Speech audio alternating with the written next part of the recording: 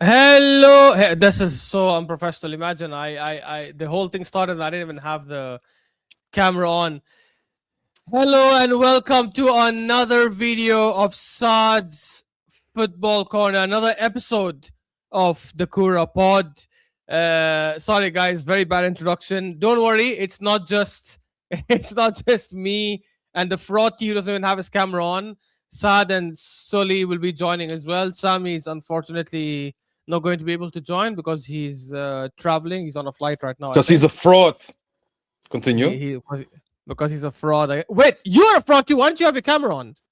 Because I'm not at my setup. I'll be there in a few minutes. You know what I'm saying? Okay, fair enough. Fair enough. That's a very fair point, guys. Like we'll allow it. We'll allow it. I don't know what the hell is going on with this.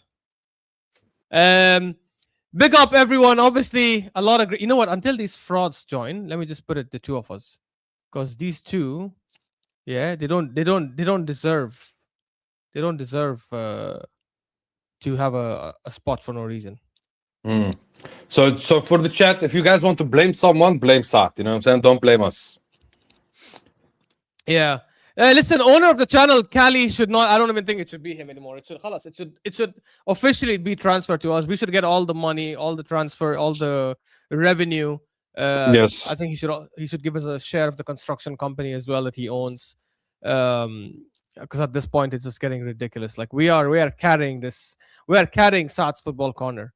Yeah, Just he like can at Vinny least. Jr. Just like Vinny Jr., we're also going to be demanding for 80% minimum of our image rights. You guys know Sat takes 50% of our image rights, yeah? Absolute dictator, bro. This guy. Mm. But It if it were up to me, I would take the 100% image right. If you know what I mean. Hey! Hey, listen, we'll get to it. We'll get to it because hey, we've had some big developments, guys, over the last I don't not even a couple of days, maybe like last 24 hours.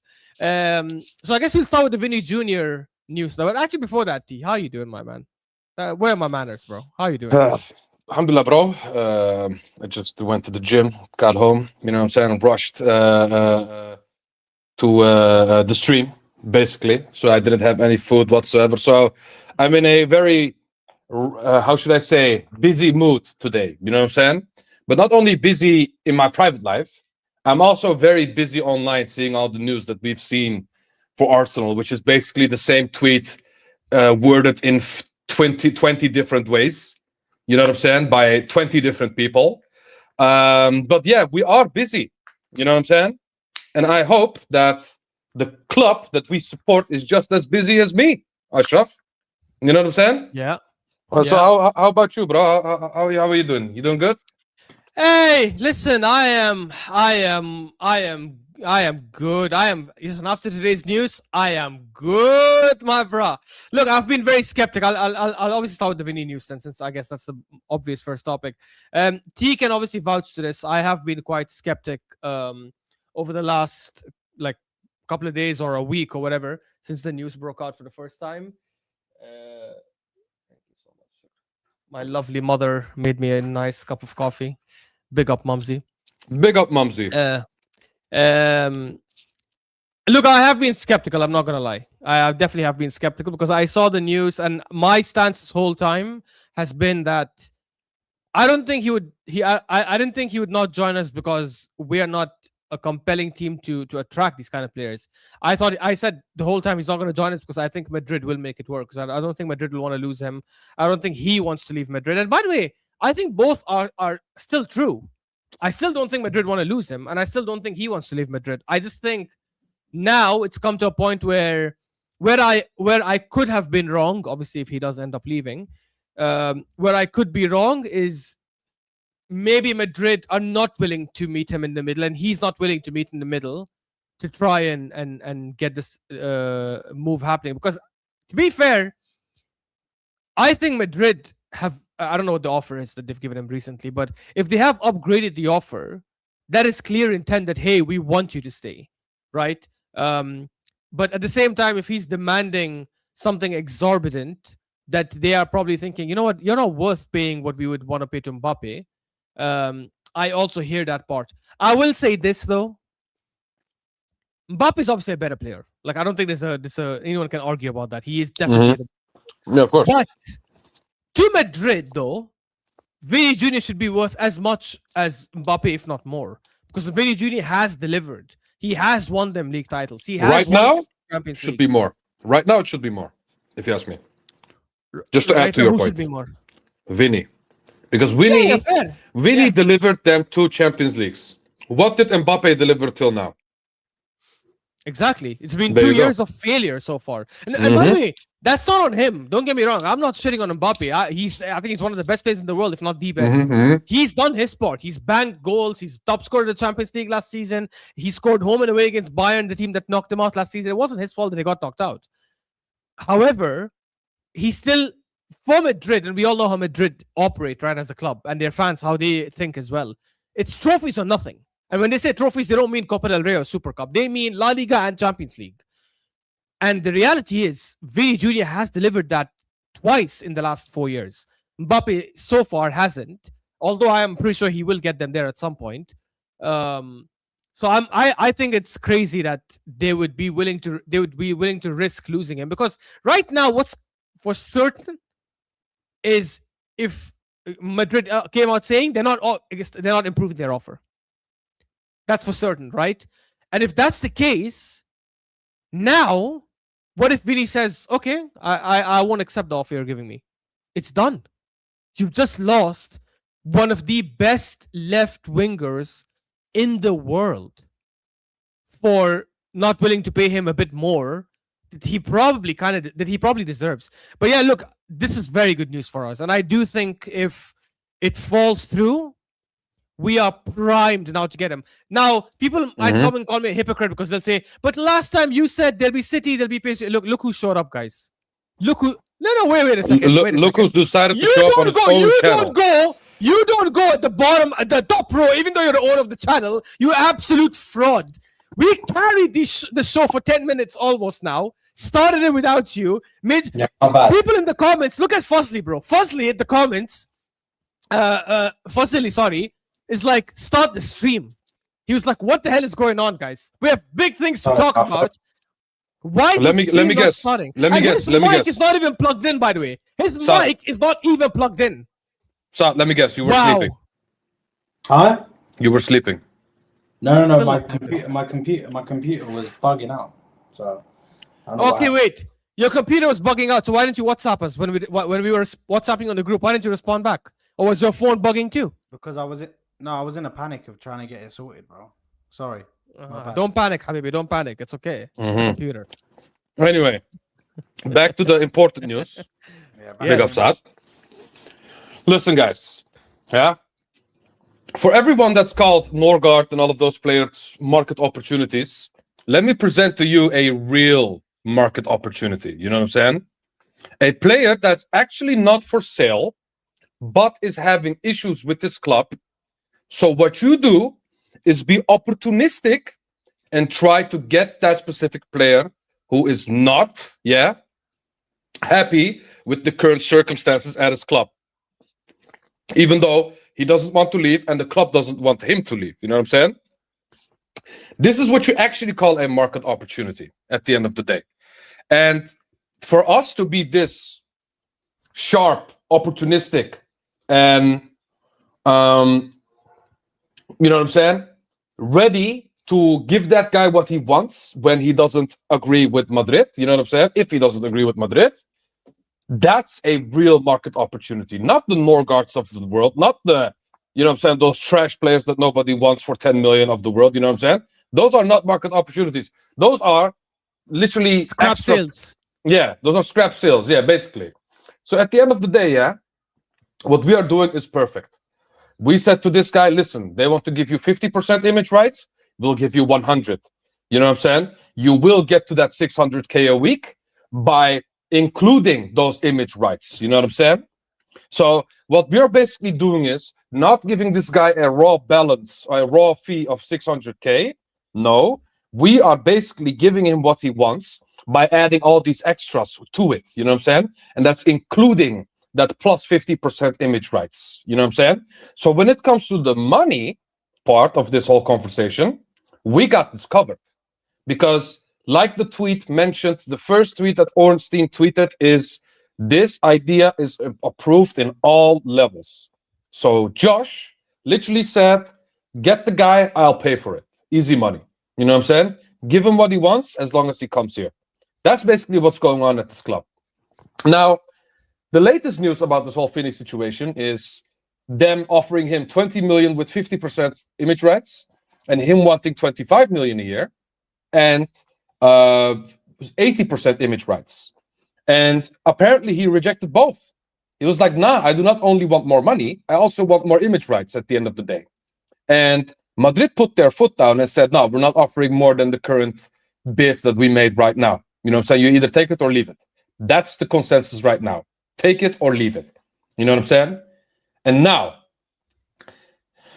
it's almost made this transfer from a 10% situation to a 50% situation. You know what I'm saying? From a 20% situation to a 50% situation, in my opinion. Because now, it's a 50-50. Because if VINI wants to join Real Madrid, he needs to lower his demands, and he does not want to lower his demands. You know what I'm saying? If he comes to Arsenal, he gets what he wants, but he's not at Real Madrid anymore. You know what I'm saying? The biggest club in the world. So you have to pick.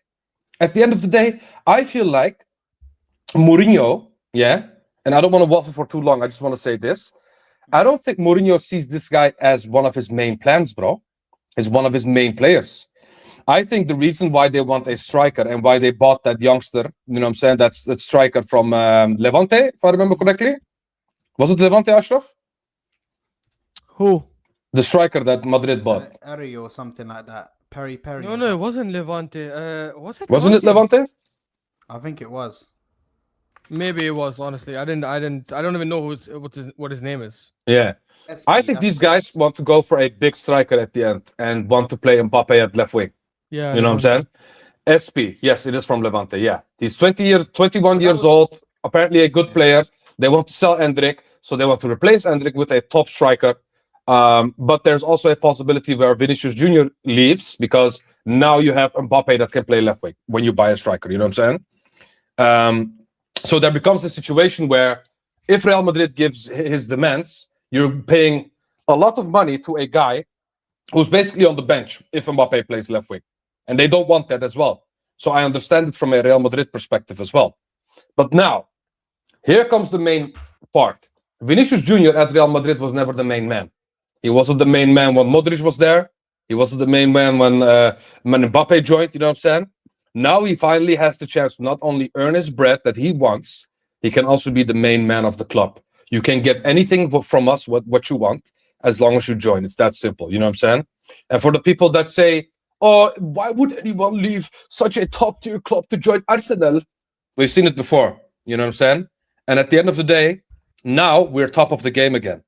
Back then, when we bought Özil, we weren't even the top dog anymore. You know what I'm saying? We were a top 4 battling team, FA Cup winning team. Now we're the top dogs again. So who is telling us that we cannot buy these players? Of course we can buy these players, bro. You're the champions of England for a reason.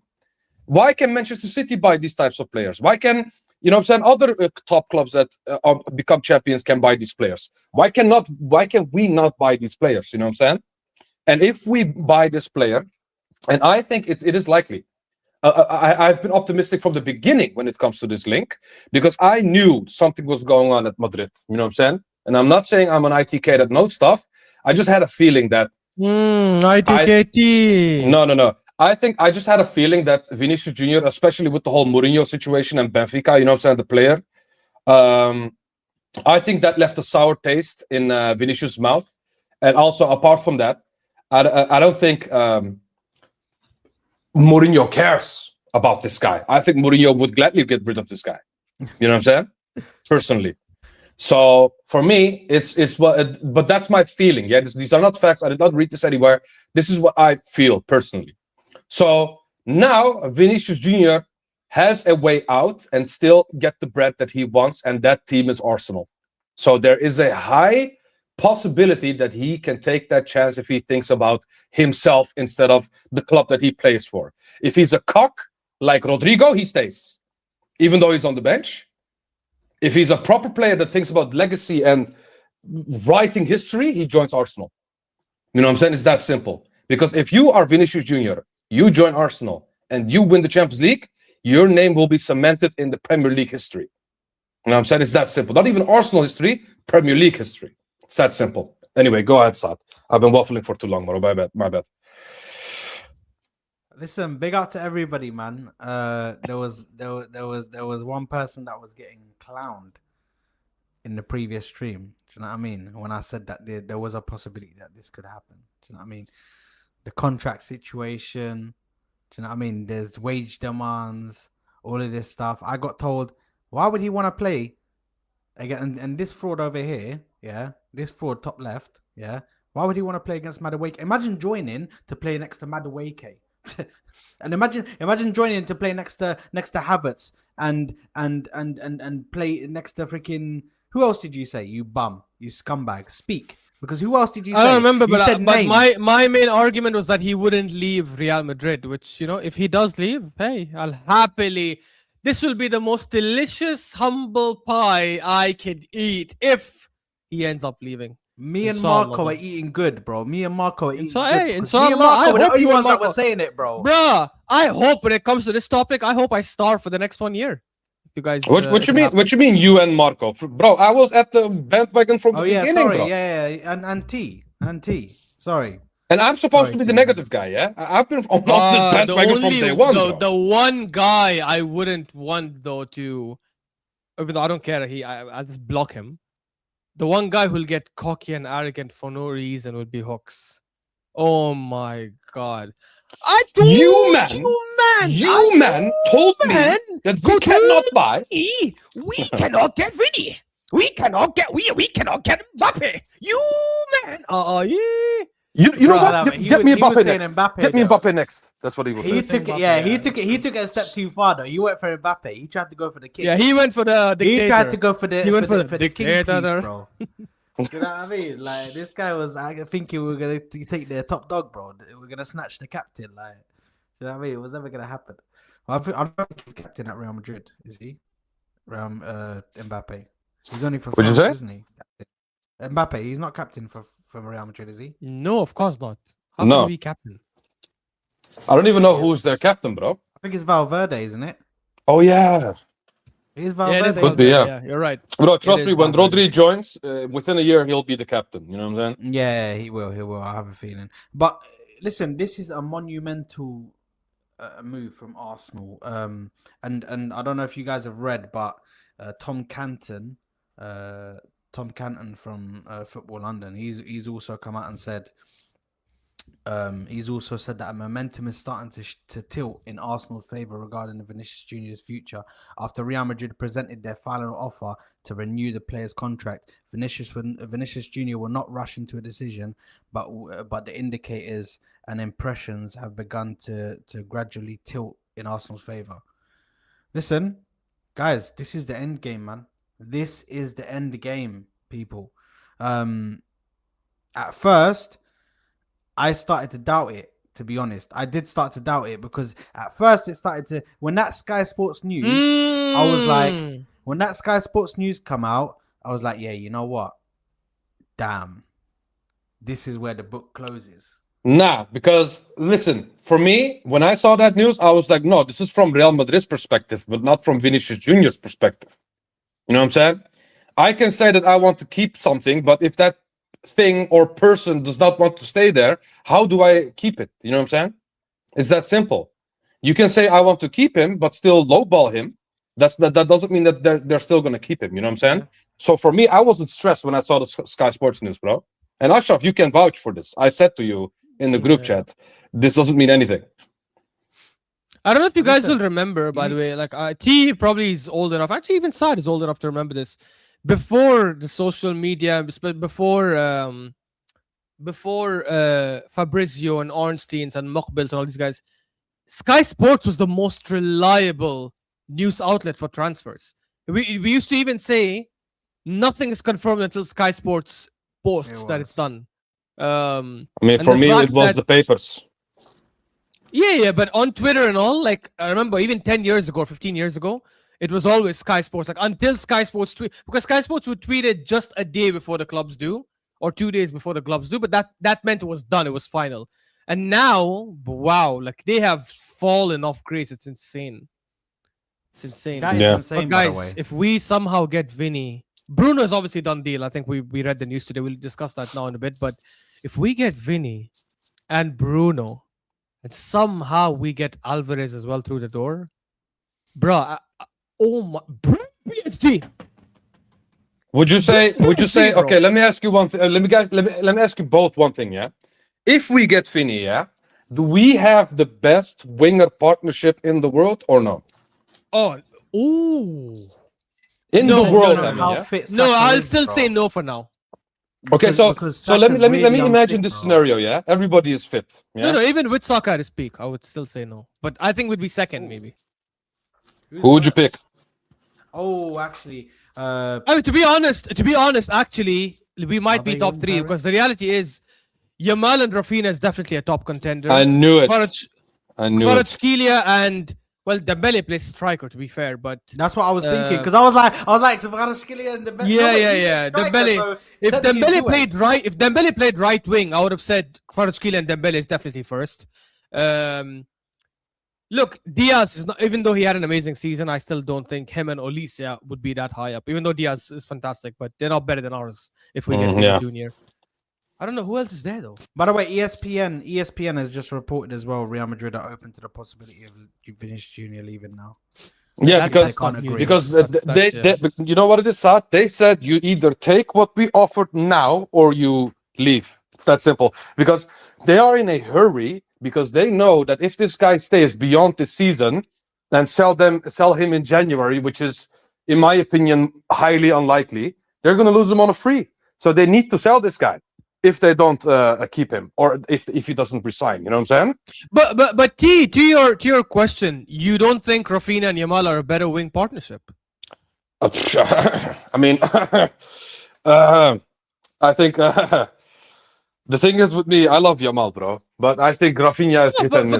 Forget the love. Like think logically. No. I think Yamal is broad class, top 2 in his position in the world right now. You know what I'm saying? It's that simple. Maybe even He's top number 1. actually for me. Yeah. Yeah. But the thing is, for me, Rafinha is hit and miss. He's also very injury prone. You know what I'm saying? So for me, it's a coin flip. But then so is Saka. That's the problem yes. now. But that's why I wanted to say it's a coin flip between do I like Vini better or Yamal, and do I like the consistency of Saka better or Rafinha? You know what I'm saying? That's the question for me. I would say that the Saka and Vinicius partnership would be at least top 3. I think the top 3 would be easily top the 3. PSG wingers, Barcelona wingers, and our wingers. Yeah, look, as much as I like Doué, like I wouldn't put him like Kvaratskhelia and Doué is obviously up there in the top 5. If Dembele somehow gets shifted to the right wing, then without a question for me, PSG's duo would be number 1, right? Kvaratskhelia and Doué. And Dembele. There's no scenario where that wing pairing of Saka and Vini Junior is not top 3. Zero. Unless Madrid go pull the mad thing and get Olise.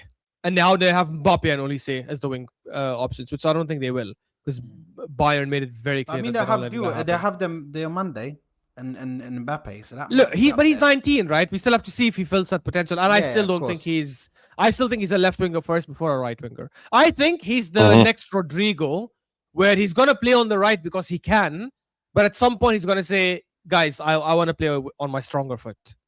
Yes. The only thing is Rodrigo at least had, for me, Rodrigo had better end product. You know what I'm saying? Left foot, right foot. He could crack a shot from outside the box. You know what I'm saying? I don't see Diomande doing that. We don't know if he can. No, he's 19. Guy, that is true. Insane, bro. For a 19 to be already this hyped and have the second most dribbles per game in the top 5 leagues in Europe, it is mental. I'm not gonna lie. He actually has the potential to be. Who's in that top class. 5? That's a certain Brazilian, and plays for Real Madrid right now. Vini Junior.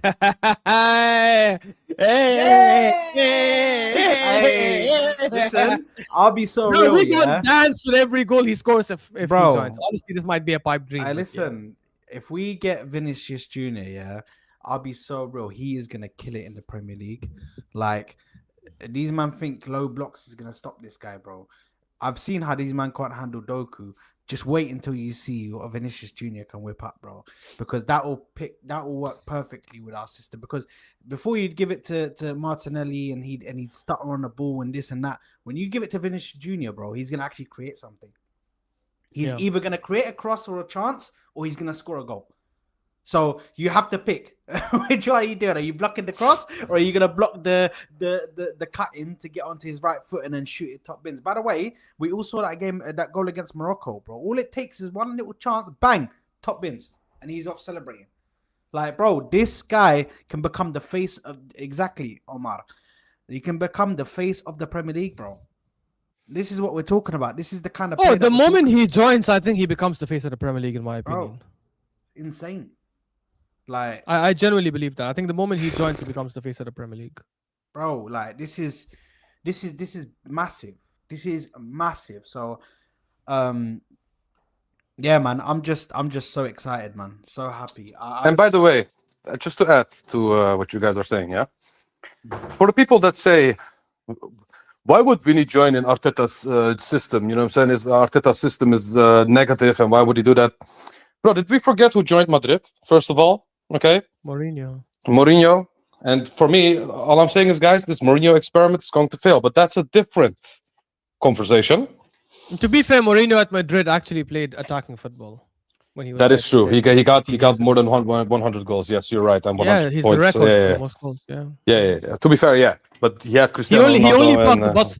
Yeah, he only parked the bus against Barcelona because he was too shook. Every other team he had. Yes, but the thing is, for me, I think Vini Jr. suits perfectly in our system. Yeah. And you know why? Guys, we won't keep our system if Vini Jr. joins. No, but even if we do, you know why he fits in our system, Ashraf? Because how many times did I come on this show, and Martin in the chat, big up Martin, my guy, he can vouch for this. How many times did I got angry and said, Martin, just kidding. How many times did I got angry on stream and I said, bro, our left winger is on an island. He has no help, and we are playing Saka and Inshallah. You know what I'm saying? Martinelli does not have the skills to get past multiple guys, you know what I'm saying? Because he gets past one and then he loses the ball.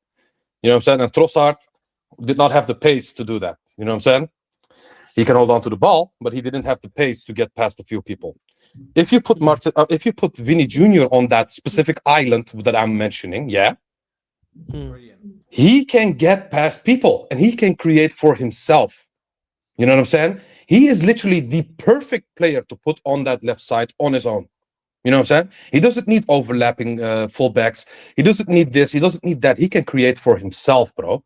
So I looked at it and I thought to myself, bro, even if Arteta keeps this system, Vini would suit that left wing, in my opinion. Obviously, it would be stupid to ask him to defend, in my opinion. You know what I'm saying? But it is stupid, when it comes to being alone on an island on the left side, touchline winger, Vini Jr. is the perfect profile to fit in this specific system that we play right now. You know what I'm saying? But I don't think. But here's the thing, because obviously the news came out that Arteta is trying to, and obviously me and Ash exchanged words on the group chat as well in regards to the way he said it in the interview. When I showed you the interview after the Champions League final, but you disagreed that it wasn't exactly changing. He was talking, the words that he used were a bit yeah. To be honest, I do think we are going to see a slight switch to the system where it can be more attacking. I think a signing like this helps it massively, because you have somebody there who can make something out of nothing. Do you know what I mean? If you're talking about a player that can make something out of like a 1% chance, and they can extend it to like a 20% or a 30% chance, or even a 50% chance, that's an amazing player. That is an amazing player, because like in the situation that we're at, sometimes like in the last season, we had no creativity, we had nothing in certain games where we needed somebody to just pick it up out of nowhere. And Vinicius Jr. is that kind of player, bro. Vinicius Jr. is that kind of player. I think the fact that we're able to spend this money as well is amazing. Listen, we needed to spend the money on the right players. Now, it's going to have some effects on the rest of the contracts. I think Declan Rice's contract is going to end up taking a bit of a detour, because now they're going to be like, oh, can we get them more money? But calma, habibi. I think, but the thing is, Saad, I understand from a player perspective and saying, oh, I did a lot for Arsenal, so I deserve a lot of money as well. I deserve my 100% image rights. I deserve this. I deserve that. But I think Rice and Saka both are not stupid. They know that how big of a name Vinny Jr. is. You know what I'm saying? And I think both of these specific players will look at what it will bring to this team rather than, oh, he earns money, now I want money. You know what I'm saying? So I think they are looking at it from a perspective of, bro, if this guy joins, we can actually go out and win the Champions League. You know what I'm saying? And create more ambition in this team. And maybe in a few years' time, in 2-3 years' time, they will think what you say. But maybe not. You know what I'm saying? I'm just hoping that we can get something out of this. If he joins, you know what I'm saying? It's still a if. You know what I'm saying? Guys, by the way, for the people in the chat, we're not saying that Vinny joined, Do not misconstrue and misunderstand this whole conversation. We're just saying, if he joins, I think Saka and Rice specifically would understand and would rather look at the bigger picture instead of the money. And if it happens, I think it will happen in at least 2-3 years' time and not immediately. You know what I'm saying? But by then, we could have won a Champions League already. So that's what I'm hoping. You know what I'm saying? Yeah, man, it's insane, bro. But listen, Vinicius Jr., what a time to be an Arsenal fan, bro. Because it looks, you know, when Ash starts to say, because the thing is with Ash, this whole like at the start of the week, you know, he was saying, listen, guys, let's calm down. He's just gonna sign the contract. When Ash starts to say, bro, this could be picking up. This has got some legs now. Bro, I was starting to get excited because that's because there was finally an update that actually had legs, right? The update, there was never an update before that said Madrid are not willing to go higher. Now they actually there was an update, a reliable update that said Madrid will not increase their offer no matter what. It's either take it or leave it. And another report from Madrid Zone or whatever, that big Twitter account on that tweets about Madrid, obviously, and has like 300k plus followers or whatever. It also tweeted saying that, by the way, he's making yeah, bank 100%. The amount of Arsenal fans that have probably followed him, bro, is insane. Yeah, and they tweeted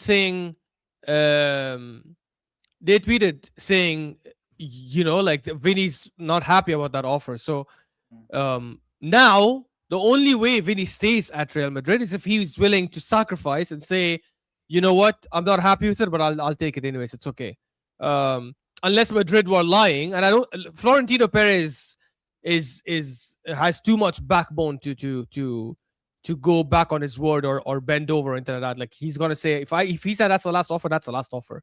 And he's lost big players before that didn't want to, like, you know, toe the line and stuff. So yeah, like there is definitely decent updates today from a progress perspective, and especially hand of Arsenal. Again, some people say reliable, some will say he's not, I don't know, but if he's tweeting saying that they've spoken to Vinny's camp, they've agreed on all the amounts they'll have to pay him, and Vinny's camp is not opposed to looking at Arsenal, that's a very good sign. I think even if he does end up leaving Madrid, where it could become quite techie for us, in my opinion, is if some other clubs decide to jump on it, right? And they offer a better proposition or a better package. Like City definitely will match whatever we're willing to pay.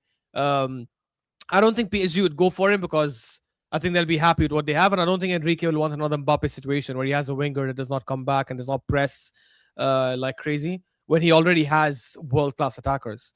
The only risk comes Bayern Munich. But can City offer that stability that we offer? Of course they can. What do you mean? No, they can't. Bro, they're about to lose Rodri, bro. That's a big piece of their midfield. They lost KDB though. They lost. Yeah, look, Yeah. I hear you. But The thing is, Ashraf, nothing is bigger than City's ownership. Nothing is bigger than City's ownership. Come on, They The lost thing is, Aguero. They lost David Silva. They continued, bro. Like, nothing's bigger than the ownership. They have a just good ownership there. one counter to that point, is Yeah, tell me. most teams in the Premier League right now, at least the top teams, they already blown their load, Pauls. You know what I'm saying? And they Why is already, that? exactly. What was that one? That's For my lack game. Yeah, but they already spent a lot of money. City already bought Anderson. Fucking Chelsea already bought Rodgers. You know what I'm saying? So to go and spend like 150 for VINI after spending all that money, and I'm just naming one player per team. They bought multiple players right now. You know what I'm saying? Yeah. So Yeah. that's the only saving grace, and that's the only copium I have for them not interfering, is that we didn't spend as much as them. So we can now splash the cash on one player like they did on Anderson and Rodgers. You know what I'm saying? I think it's a good thing that we didn't buy Rodgers at the end, bro. If this happens at the end. Yeah, it's amazing. Thank fuck. I swear, even if we don't get Vinny, I think it's a very good thing we didn't get Rodgers. Rodgers on the left would have failed with us, guys. We already have a better left winger in Eza. And so, you know, like how Saad likes to bring receipts and say, this guy said, this fraud at the bottom said, oh yeah, Rodgers is a good left winger. Rodgers can come and be a good left winger. Oh, Rodgers is better than Eze on the left. Because because Vinicius Jr. wasn't available at the time. Even if we don't get Vinny Jr., Rodgers on the left would have been a terrible mistake. He's not better than Eze on the left. So why would we get someone who's worse than what we have on the left? That's not proven yet. We need. It is proven because the stats prove it. What do you mean? We need to do the stats. prove it. because you're just pulling out stats based on what you think. You don't take into account, like, do you know what I mean? His shooting stats. Do you know what I mean? All of that. What are you on about? What do you wait? Anyway, what do you look for in a winger, Saad? When you look at a top quality winger, what are the top metrics you look at? What do you want your winger to have that makes him successful? You want him to have take on success rate. You want him to have he doesn't have that. Now what? Physicality and being able to handle. But there's some stuff that isn't on a stat sheet. There's some stuff that watching a player. Take on is a stats. It is on stats. No, but I'm not talking about. By the way, stats. notice how it's the first thing he mentioned. I'm talking about physicality. He has physicality. I agree. He has very good physicality. That's one thing that. Why do you want physicality? Why do you want physicality on the wing? Does Yamal have physicality? Does Vinny Jr. have physicality? Does Mbappe have physicality? For a tall player, does Rafinha have physicality? For a tall player to come in and to be able to do that off of the wing. Why do you want physicality on the wing? Explain. So he can keep the ball. But wingers don't keep the ball on the wing by physicality. Wingers don't keep the ball on the wing by physicality. They keep it by pace and dribbling. Wingers are not supposed to keep the ball and hold it and wait for others. Wingers are supposed to dribble and create and score. Holding the ball is the midfielder's job. But that's why they need physicality in the midfield. I agree. No, striker. That's fine. But you've still seen. I don't know why. What was going on here? What happened? Sorry, that threw me off because T was. Oh, what? Are you okay? What the hell's going on? I don't know what T just done. What did T just do? What? Where? I was so confused as to what T just done. Oh, okay. No, I can't hear you, T. Yeah, there you go. But I just put a dot in the chat. Anyways, yeah, look, Rodgers is. Yeah. Fair enough. Rodgers is dead food. I hear the comments. Like, it's done. But anyways. So sorry. Sad, have your last thing. It's a dead food argument. But all I'm saying is, for a player that isn't. Firstly, I don't think his stats are that wide away from Eze. Yeah, it was wide away. That wide away from Eze. It was wide away. There. But regardless, I think he's somebody who's proven to have played on the left. Do you know what I mean? Not somebody who's played centrally. Played on the left for Aston Villa, scored goals off. Yes, and he wasn't great and there. Assisted from the left. We saw his goals, and I don't want to play them again so you don't get copyrighted. Yeah, his please, goals bro. used to come. His goals came from the middle. That Diamande one, yeah, that killed me, bro. I was sitting there having to wait. Mad. I don't know why. No, because it's Bundesliga. It's Bundesliga, so. But it's not the Bundesliga. It's not the Bundesliga website. No, it had their scoreboard. Channel. It had their scoreboard. Because it has their scoreboard. I wonder if that channel got copyrighted then. Yeah, but it's still footage from them, so they will still copyright it. Yeah, because they get the scoreboard. If it has a scoreboard or anything Bundesliga wise, they pin your channel. But anyways, Rodgers is done. Let's leave that conversation. Vinicius Jr. inshallah. But what I was gonna say, yeah, is in regards to Man City, I think one other. Stop.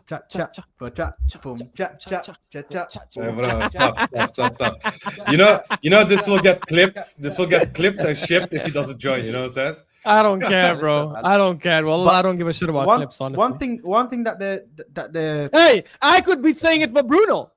Bruno also boom, cha, cha, boom, cha, cha, boom, cha, cha. And if he doesn't join, you can say Jesus. For Martinelli. Martinelli. Come on, Gabriel Martinelli. big up to Martinelli, by the way, for getting married. Yeah, for getting One- married. one yeah. thing- Bro, one- all these one- Arsenal players join Arsenal and get married. They become good youths, bro. It's crazy. Yeah, big up to them. But what I was gonna say Yeah, in bro. regards Vinny, to join us. You in become a regards to good youth, bro. in regards to Man City, bro, do you know how much they pay Erling Haaland? And of course they've got him on for Half like a million. 9-year contract. Bro, it's £525,000 a week. Which is why they can rival And- us with money. And also no, but I think that takes away their ability to go and splash a massive contract on. No, it doesn't, the because they likes of- earn that kind of revenue. They're the second highest earners in the world from a revenue perspective. For football clubs, Where obviously. does it say that? Because they didn't earn more than us last year. The thing is, though, Ashraf, But this year is not done. 2025, they were the second. Only Madrid. And was also, higher. that's 525 plus bonuses, by the way, because in total, a year, he earns £45.5 million. Yes, but they can afford it. They make that much money, bro. Yeah, of That's course, not but that's not the problem. the thing is, Ashraf, we don't have that player yet. So even if City go for him, I think we can still offer him more. Yeah, I agree. By the way, let me make this very clear. If he leaves Madrid and the contracts break down, I do think we'll get him. Because this is like the Isak situation. Remember, we also wanted Isak, guys. Remember, right? We were linked with him before Liverpool, the year before that. And we did the groundwork. We spoke to his camp, blah, blah, blah. We were saying he's a number one target if Newcastle are willing to let him go for a reasonable price. The reason why I don't think we were able to get him last season is because Liverpool did the groundwork. And our owners and our club assumed Isak is untouchable. He's not going to join. He's not going to leave Newcastle. So they didn't bother with him and they continued with Sesko and Gyökeres. But Liverpool, when they did the groundwork and continued talking to him and not forcing him, sorry, but convincing him on the project, the moment it became obvious now that Isak is leaving because he threw a tantrum and didn't want to go back to training, it became obvious it's Liverpool and not the club, because now Liverpool are the ones that did all the groundwork. I think it's the same thing with us and Vinny Jr.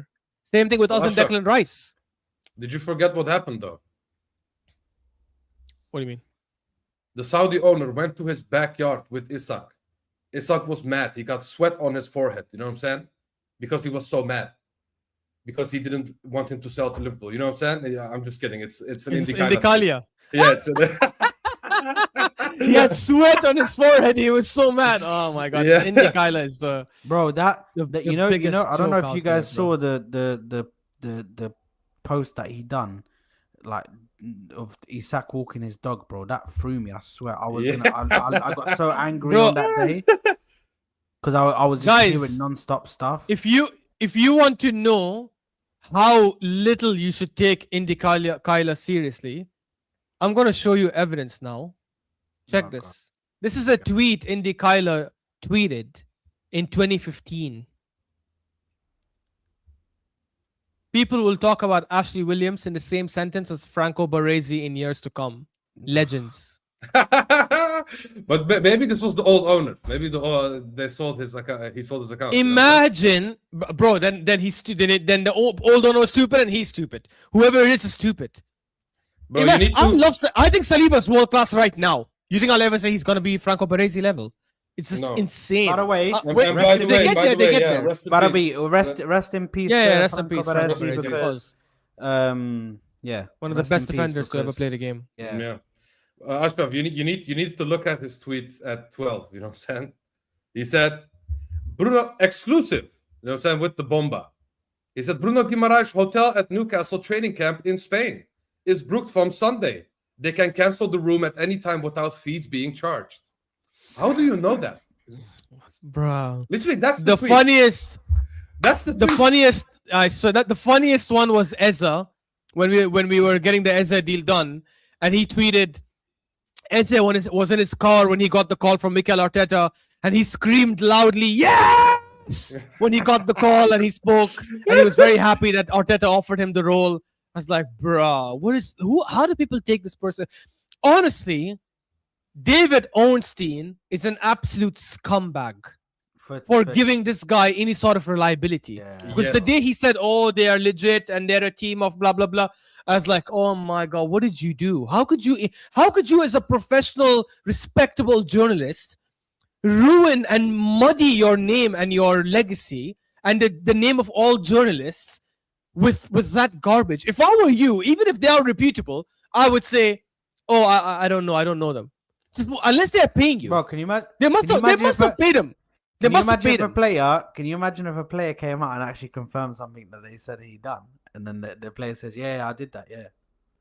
Bro. Then we. Bro, I need to see that a few times to believe it first. Bro, then we'd all be like, "Yo, what the frick?" Sad. How can someone be in Ez's car and heard him scream, "Yes"? What kind of garbage is that, bro? Hey, listen, he might know his boy. Do you know what I mean? Yeah, he might Okay, but have. let me ask you this: how does he know that Bruno Guimaraes can cancel his hotel room without a fee? How does he know that? Okay, no, wait. have That people working at a that hotel. maybe he has crazy investigative skills, and he went and called the hotel. Blah blah blah.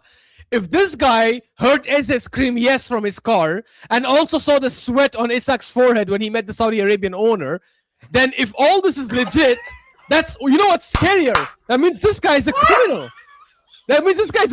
He's spying and he's sneaking into establishments that he shouldn't. He's Wait, what was the sneaking sweat? somehow. What was the sweat? I didn't know about that one. No, he was. What do you mean no, sweat? It was a tweet about him meeting the Saudi owner, walking to his backyard, having a private conversation. The Saudi owner telling him that he doesn't want to sell him, but he wants to give him a bigger contract. Isak got mad. He was so pissed he got a sweat on his forehead and clenched his fist. You know what I'm saying? Bro, he is describing these tweets like a fan fiction. If this guy he is, yeah. If this guy ends up not being a journalist, this guy can go write light novels, bro, or manga. You know what I'm saying? He can make an anime with his amount of imagination, bro. Like, actually, this guy is that imaginatory, in my opinion. Yeah. But anyway, listen, let's go to Bruno Guimaraes. But before we do that, big up to Marco, who we can have a quick conversation about this. Actually, he says, honest convo, I would agree with Ash that with VINI we could now loosen up a bit. I don't think Mikel will, and I see us being more successful keeping the system and letting VINI work his magic. Unless you mean magic of VINI not tracking back, because if you're saying no, he still should track back like our current left winger is Marco, it will backfire so bad. And by the way, he probably is coming from such a position of strength. He's probably going to say, listen, I can do my best work if you don't ask me to run back like a dog all the time. Press is a different thing. Every player, no matter who the hell you are, even Messi in his prime was pressing like crazy. Pressing is a whole different thing. Tracking back like a dog, like a fullback, it will not work for someone like VINI. VINI, Yamal, Mbappe, Haaland, Kane, these are attackers you don't ask to track back because they're that lethal going forward. You want them to be in positions where they can damage the other team. Pressing is a whole different conversation. Pressing, I think, should be done by every single manager. And by the way, that's Enrique's philosophy. Enrique doesn't penalize his attackers for not tracking back. He penalizes them for not pressing. The moment they press and their press gets beat, he doesn't expect them to track back like crazy. He doesn't even expect his fullbacks to track back like crazy when they go press. So that has to be the non-negotiable, which VINI, I think, will do. But defending, he shouldn't do that much. You know what I think VINI would do? I think he would do what Ødegaard does, which is press high and not go back. You know what I'm saying? That's fine.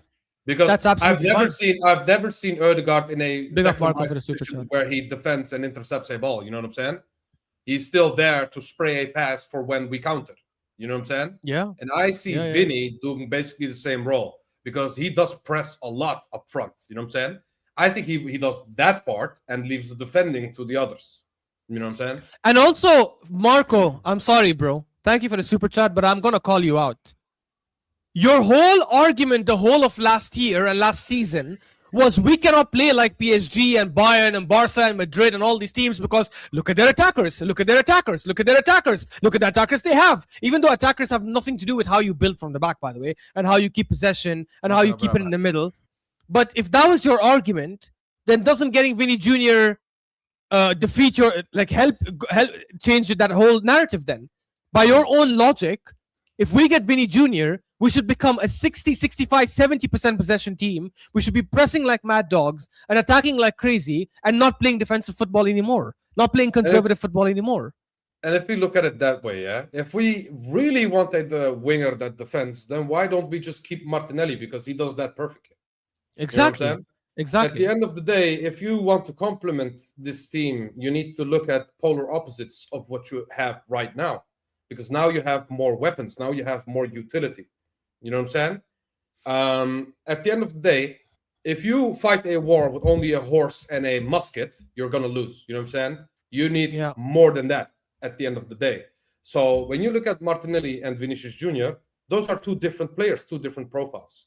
If you want to Correct. defend, you put in Martinelli. If you want to attack, you play with Vini. That's simple. You know what I'm saying? And that's the thing, T. Honestly, people will not want to admit this because they'll say, well, we lost on penalties, we lost on penalties. But that Champions League final was humiliating because if we won, even if it's by penalties, yes, we would not give a crap. In fact, we would call it a masterclass. It's fine. Because the joy of winning the Champions League would have taken over everything. But now that we lost the Champions League, if I had to ask everyone, hey guys, would you rather we lost 2-1 in 90 minutes, but we played a fantastic game, we took it to PSG, but they just ended up being the better team? Or would you rather we lost on penalties, but played that football? Anyone logical would say, yeah, you know what, I'd rather lose. If I'm going to lose anyways, I'd rather lose 2-1 and at least go for it in attack, because then I can say, wow, you know what, we really tried. But fair enough, the better team just ended up winning. The thing is, We the problem cannot is not have even these the penalties. The problem is Yeah. not the penalties, Ashram. The problem is that when they scored, that we did not look like scoring. You know what I'm saying? When we were 1-0 ahead, because Yeah. of a let's be real, yeah. It was lucky. It was lucky. Marquinhos' was mistake, lucky. yes. Exactly. Yeah. It was a mistake from Marquinhos. Havertz did very, very well. Big up to him for that. Incredible. But it was an element of luck at the end of the day. Correct. After that, when we went, parked the bus and shut up shop, and they scored that penalty, we still did not look like scoring. And that's the problem. You know what I'm saying? When you have players like Vini, you can switch it up like that. You can say, hey, Vini, now I need you to go forward and do what you do best.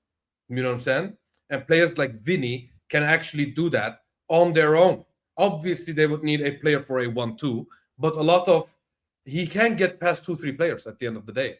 You know what I'm saying? It's one of those players. And here's the thing. Now with Declan Rice and Bruno and Odegaard and Eze and all these guys, we have elite ball players who can keep possession and move the ball well. You know, last year in the Premier League, we averaged 56% possession. We were fourth in the... Imagine the Premier League champions were fourth in the league for possession. And not fourth like at 60, 61, 62, and the other three were just mental at 65 plus. We were at 56% possession. That is not good for a club like Arsenal. Now with Bruno coming in, with Skelly who's going to play more in the middle, with Declan Rice who's excellent at keeping the ball, Zubimendi, Odegaard, all these guys are elite at keeping the ball. And now you added Vini and hopefully Saka is back to his form next season. We should be looking at having 65% possession, 65% plus possession in most games. That's just the reality. And that's what actually will give you a better chance of winning games, better chance of playing a better attacking football that will actually give you a better opportunity to win the league and to win the Champions League. Even if City play a lot better next season, even if Liverpool get back to form, even if United figure things out and perform really well next season, if we play that kind of attacking football with the players we have, we will win the league regardless of what the other clubs do, because we are better than them in every department. And now even with the manager, we are better because he's the best manager in the league right now. Big up Marco for another super chat. Big up Marco. W in the chat for Marco, guys. Who says, I still maintain that winning and playing attacking football are not necessarily related.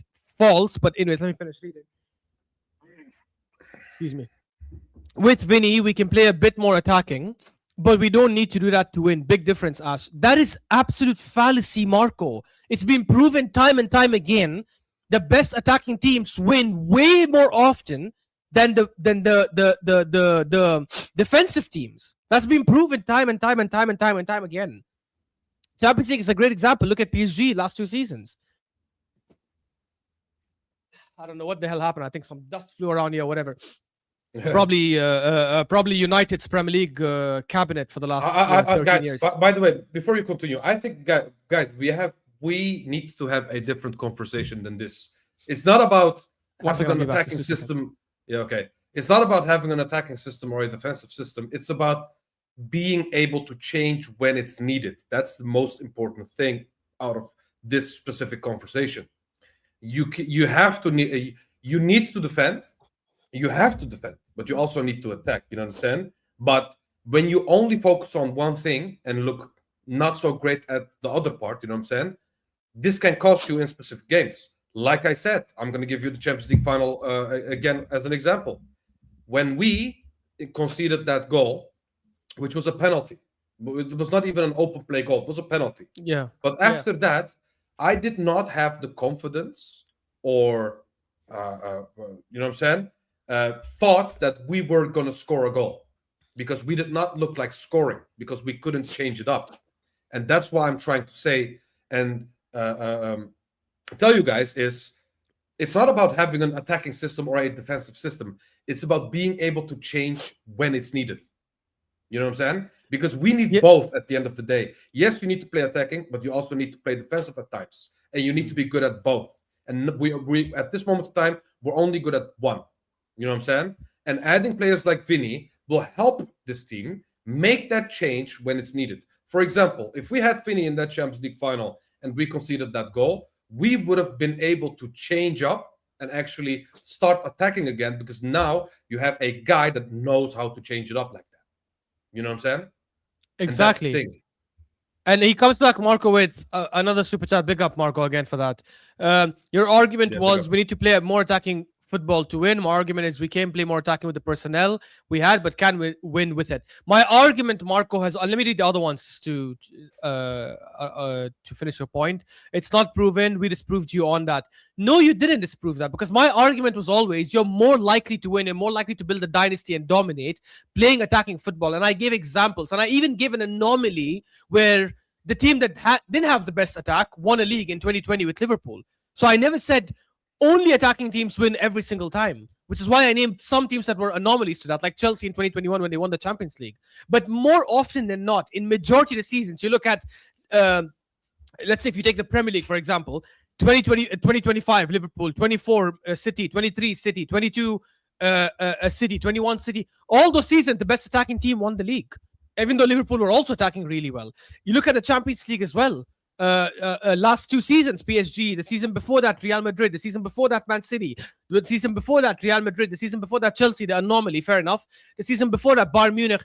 All these teams were, and the season before that, Liverpool, when they had that mental season attacking wise. All those seasons, the best attacking teams or one of the best attacking teams ended up winning the Champions League. That's the reality. So more often than not, the teams that attack more win more. And there's a relation to it. It's not just coincidence. Oh, you attack more and that's just how things work. No, it's because if you are able to attack, or by the way, obviously all these teams had very good defenders as well, but then so do we. We have world-class defenders in multiple positions. All those teams, the best. Exactly. Right now, the best. All those teams that were able to attack and play that way, and the reason why they were winning is because it's a lot harder to create and score than it is to break up, play, and defend. Anyone who's played football, even at an amateur level, you know attacking is a lot harder than defending. If you're playing against similar level players, because and by the way, this is generally in life as well. Generally in life, breaking something up and destroying something is easier than creating something out of nothing. So these teams that attack more and create more are more likely to be able to get over the line because they can also break things. Maybe they cannot break things up as well as Simeone's teams or some of their old Italian teams, but they can still break it up to a decent level, but they can create that magic way better than most other teams that actually ends up making a difference, because to win games, you have to score goals. That's the reality. You cannot always win games by having 1 goal max scored. That's just the truth. And VINI coming in, I agree, Ankur. VINI coming in would change that. Yes, 100%. I agree. Which is why I'm saying with VINI coming in, we have to elevate our game and start playing more attacking football. Because if we continue playing the same type of football last season, even with someone like VINI, we're not going to win all the things we should be winning. VINI is someone that can help us win a Champions League. Make no mistake, Arsenal is a top 3 club in the world right now. And VINI coming in immediately puts us as second favorites for the Champions League, cements us there if we're not already second. Obviously, out of respect for PSG going back to back, you have to put them first. VINI immediately puts us a very close second. Not like second, like way below them, like very, very close, maybe even parallel. But to do that and to match PSG, we have to say when we play them, we're gonna go band for band, we're gonna go machine for machine, and we are gonna come out better because we have way better defenders, and we also have fantastic attackers and very good midfielders. Bro, now we would have VINI against Hakimi instead of Eze or Trossard. You know what I'm saying? It wasn't even Eze, it was freaking Trossard and then Martinelli second half, bro. It was from a decent left winger who isn't good enough to a garbage brain dead left winger who did nothing that game. Yes. Absolutely nothing. It's just Headless chicken. insane. Headless chicken. Yeah. Yes, Big I up know. Vinny, I bro. said it. Machine for machine. That's what we're gonna be doing, bro. We're gonna be coming in with the machine gun, firing at each other, and we're gonna stand tall at the end, bro. That's what our defense will come into play, bro. Yes. Watch what happens when we play them next. Last year we had a big wall, but we only had like small guns. You know what I'm saying? We need big guns, bro. We need the big guns. We definitely need the big guns. And look, our strikers will benefit from someone like VINI being there. Havertz, Gyökeres, even Moreno when he plays up top, all will benefit. But I still think we should look to get a striker. I am not disillusioned. I 100% know that if we get VINI, it's done for Alvarez. We're not going to get him then. If we don't get VINI, I think we will go hard for Alvarez. But if we can somehow make it work and get both, which I know is a utopian world, I'm telling you, bro, and I don't usually say this because I understand football doesn't work that way. But at the risk of sounding cocky and arrogant, and I didn't even say this about Liverpool last season when they got Isak and Wirtz and stuff, I still said they'll win the league. But at the risk of sounding cocky and arrogant, I think we walk the league next season if we get Alvarez and VINI. I genuinely think we walk the league. Because, by the way, we're not the same as Liverpool. Not trying to disrespect Liverpool, I'm trying to explain the difference. We don't have aging players.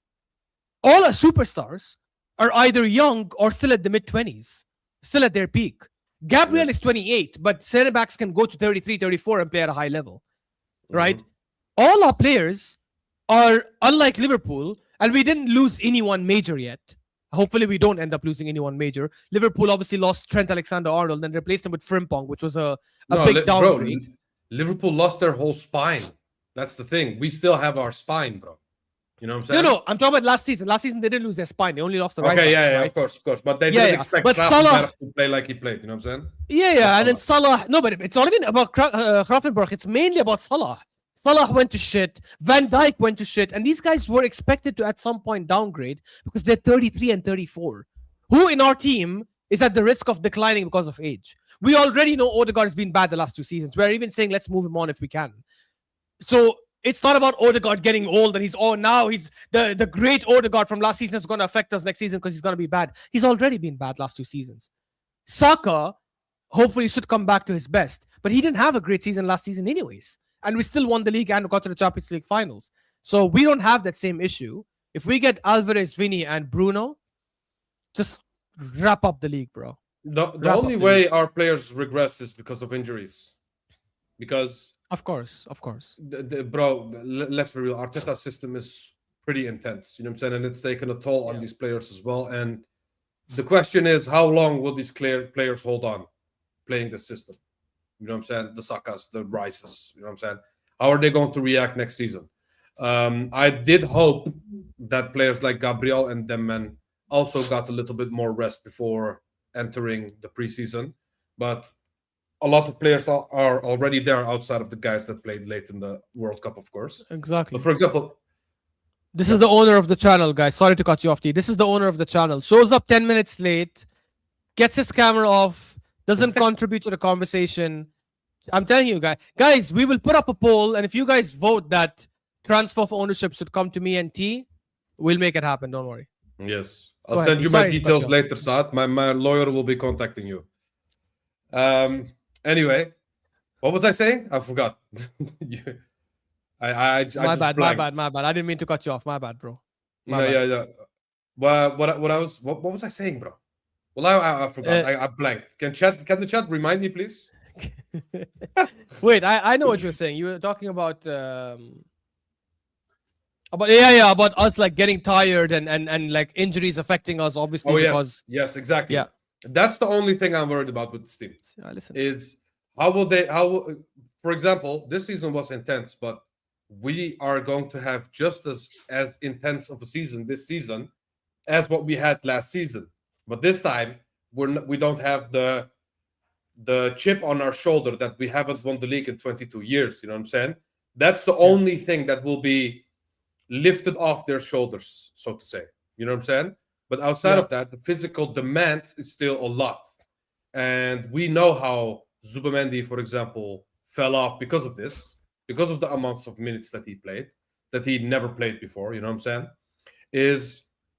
I'm just hoping that these players can do the same next season, if not better in Saka's case. You know what I'm saying? I'm just hoping that. But T, this is why rotation is key. This is why rotation is very exactly. key. And that's why I wanted Bruno Guimaraes as well. And let's move on to Bruno Guimaraes, by the way. We've been talking about to move on to that. an hour and 7 minutes about Vini. But this is why getting Bruno Guimaraes is important. You know what I'm saying? Because now you can rotate Rice if needed. You know what I'm saying? If you play, for example, the lower teams, yeah. For example, Hull City, yeah. You can now play Bruno Guimaraes and Lewis Skelly if you want. Heck, you can even play Zubamendi and Lewis Skelly or Bruno Guimaraes against them. You know what I'm saying? Now you have the proper rotation. I've said this before on an earlier stream. I said our midfield needs to be a unit of 4 men. And with our midfield, I mean the pivot. You know what I'm saying? Now you have 4 players who are very close in the same quality. I said 3, bro. What am I doing? 4 players that are in similar of quality. Obviously, Rice is still the best. Yeah.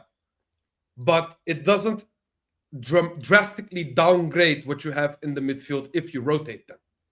You know what I'm saying? For example, if we played Norgard, that was a drastic downgrade on Declan Rice. If you play Bruno, now that's not the case. You know what I'm saying? And we missed that one player because, yes, we gave Zubamendi some rest, but we didn't give Rice any rest. If anything, even the lower league, even the Carabao Cup early rounds, we played Rice, bro. You know what I'm saying? Yeah, that was crazy. Yeah. Exactly. Guys, I'll tell you this. I hope we get knocked out of the Carabao Cup in the first game next season. I promise you, I'm not saying this out of reaction or anything. Genuinely, when I watch that game, I'll be like, this is the only game I wish Arsenal lose. I don't think it benefits us to go far in it, especially with Arteta, for whatever reason, playing some of the first team players and sometimes playing them full 90 minutes, even the ones that don't end up starting, bringing them off the bench. I don't think it helps us. We don't need to be in the Carabao Cup late. Go all out for the FA Cup. I don't mind. The first 2 rounds, maybe rest some players. When we play decent teams in the FA Cup, yes, play your full team. That's fine. Especially since the FA Cup sometimes replaces the Premier League weekend, right? So you do get that week break anyways. But genuinely, we should be rotating players a lot in the Premier League, a lot in the Champions League. And when I say rotation, as T just said, it's smart rotation. It's not like you're saying Saliba and Gabriel both sit on the bench and we're going to play Ben White at centre back or something. No, we're saying this game, Saliba doesn't need to start. We can start Mosquera. It's okay. This game, we don't need to start Declan Rice. You can be on the bench. We'll start Bruno and Skelly, as T said, or Zubamendi, whoever. We should be okay to say, hey, we can actually afford to bench one of these guys in this game. And these other guys are fantastic. And you know where this becomes helpful? If there's a long-term injury to a starting 11 player, the backup, who already has started a lot of games because of rotation and played a lot of minutes because of rotation, will be a lot more fresh and prepared to fill those shoes versus if they're sitting on the bench the whole season and now they're asked to fill up for someone who's injured for 3-4 months. Obviously, that doesn't apply to Madueke because he's just too brain dead and stupid to do anything, even if he plays 120 minutes every game.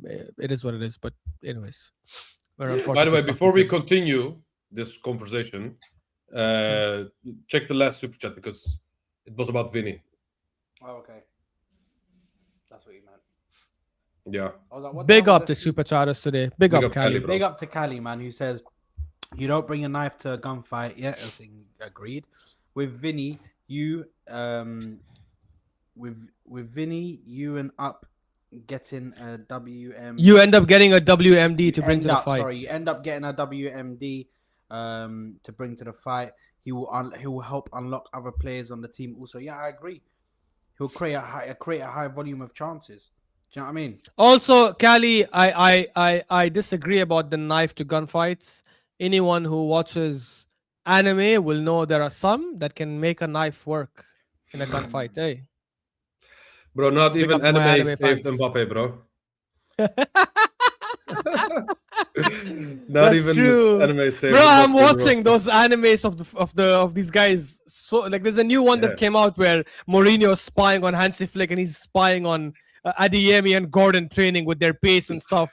It's like, Bro, it's Nani? so I was like, bro, this is Bro, funny. I whoever meant it. I saw the one with Zidane saying, "I am the dictator now." You know, I what I'm am the saying? new To boss. Yeah. Oh, Mbappe. bro. Uh, That's the thing now. I'll be so curious to see how the dictator now works with two managers who probably have a bigger status than him. Because now he's actually going to work with someone who he can't just say, I'm the new boss, I'm the boss, I do things. You know, I remember when Xabi Alonso was saying, hey guys, let's stay, because they were trying to clap for Barcelona after the Super Cup because they have to, right? That's a tradition. And Mbappe's like, no, and I started walking away. He can't do that shit with Mourinho, bro. He won't be able to do that shit with Zidane. So I am curious to Bro, see. And we Mourinho obviously, will pull him from the neck, bro. Mourinho, bruh, like, come here. you bro, guys saw the crazy? video. You saw the video of the PSG when Enrique was yelling at him. And it was like, he sat him down. He was like giving him like a lecture and yelling. Did you guys see that? hey, bro, don't Bruh. count that out, by the way, because that can happen with these two managers as well. Because Enrique gave up on him, basically. He basically said, you know what, sell him. Khalas. You know what I'm saying? Yeah, but to be fair, they begged him to stay. He said, "Guys, no matter what you say, I'm not staying. I'm leaving." Yeah, I of don't course, think but I Enrique don't think Enrique minded that. You know what I'm saying? Yeah, I don't think he minded for sure. But my point is, Enrique didn't take that BS. He still told him, "You better freaking run." Whereas Xabi Alonso or Arbeloa, I cannot ever imagine them going to Mbappe and yelling at him for not doing Yeah. something right. Yeah. And I think Mourinho and Zidane will not accept that. I think this whole experiment with Real Madrid is not going to work with Mourinho at the end of the day, and people are going to blame Mbappe. But at the end, it will be Mourinho who's just not good anymore. You know what I'm saying? I think people have not watched Mourinho in the last 5 years. I can guarantee you that. You know what I'm saying? And this guy made a detour in the Turkish league, and he got blamed and sent home, sacked. You know what I'm saying? Like, it's one of them. You know what I'm saying? And he got unlimited money. Guys, for those who don't have the context, T hates him because he managed Fenerbahce, which is their biggest rival, and they wiped the floor with Fenerbahce, so he wants to gloat about that, by the way. Okay, so if he's good, why didn't he win then? Is my question. You know what I'm saying? No, but managing the thing is, T, you have to remember, he's not going to do tactics that much with Madrid. It's going to be just disciplining the players, and honestly, they'll do the rest. I actually think the players they've signed are excellent signings for what they need. Like, they showed up the defense, except for Dumfries. No, I think even Dumfries will work in La Liga.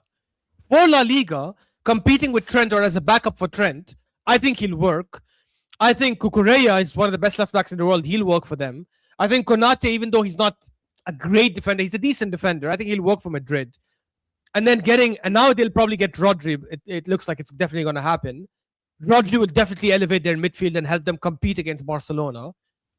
And by the way, Vini leaving, while it's insane if they end up letting him go, but they might be able to make it work with just one superstar. Because now you'll only have one player who doesn't track back. Everyone else is going to work their socks off. And that's okay. Having a team where only one guy is a passenger makes sense if that passenger is Mbappe or someone like that. Having two passengers in a team is a problem. Because when these guys used to play, when they played us, we bent them over. We made them do the splits. Barcelona, when they play them, they make them do the splits because two passengers in a team does not work. Even Yamal tracks back and presses for Barcelona. Bro, we even gave them the one and only goal that they scored against us ever. And then we said, guess what? You thought we were getting a draw. You thought you're drawing this game. Martinelli, yalla, boom, 1-on-1 finish. Bruh, yeah. I'm telling you, bro, I actually think Vini leaving, if they do the right things in other positions, especially if they get a right striker, because Mourinho apparently said, or it was reported that Mourinho wants a good quality striker that can, play inside the box and stuff like that. And I think it'll work for them. I do see them, someone said this on Mo's channel last week, and I can see this happening in a couple of years. I wouldn't rule out Haaland eventually moving to Madrid in 2 or 3 years. And if he goes to Madrid and Mbappe on the left, Haaland up top, and let's say Diomande on the right or whoever, and then Bellingham behind them, and let's say if Rodri's still there and playing at the high level, Ya Ilahi, bro, Ya Latif. Genuinely, Latif. just give them the Champions League before it starts. Yeah, I think the only thing that would let them down is teams attacking them because they like to hold on to the ball. And Rodri has not much legs. I think Konate is mistake prone. I think Rudiger is not what he was. So when you bring the game to them, I think they will still be vulnerable, despite having Haaland and Mbappe. And Yeah, but I think they will buy better defenders at some point. Look, the reality is they try to get a lot of defenders. They fleece Liverpool every season, getting their players for free and telling them, "Hey, don't renew your contract. Just come join us." They tried that with a certain world-class centre back, and the guy told them, "Move, man, move, man. I got No, a Premier not- League to win." no, He's like, not "Move, only- man. Man said, shut up, man. Get out of my face. Shut up, No, man. no, no. I got a Premier Not League to win." only, not only did he say move, he also signed a new contract Yeah. on top of that. Yeah. You know what I'm So saying? if you want him next season, you better pay. Hey, listen, you want Saliba? No problem. I'll give you Saliba, 200 million. Or we do a swap deal, Saliba for Mbappe. Yeah, Hey, you we- better you know what give swap him deal? 100. You better give him 100% image rights. You know what I'm saying? Brother. Oh no, but if honestly, you we need want to talk the- about Bruno. Bruno Guimaraes. Oh, guys, we have to move to Bruno. you- Honestly, so, If you want the Ah. Mbappe of centre backs, give us the real Mbappe.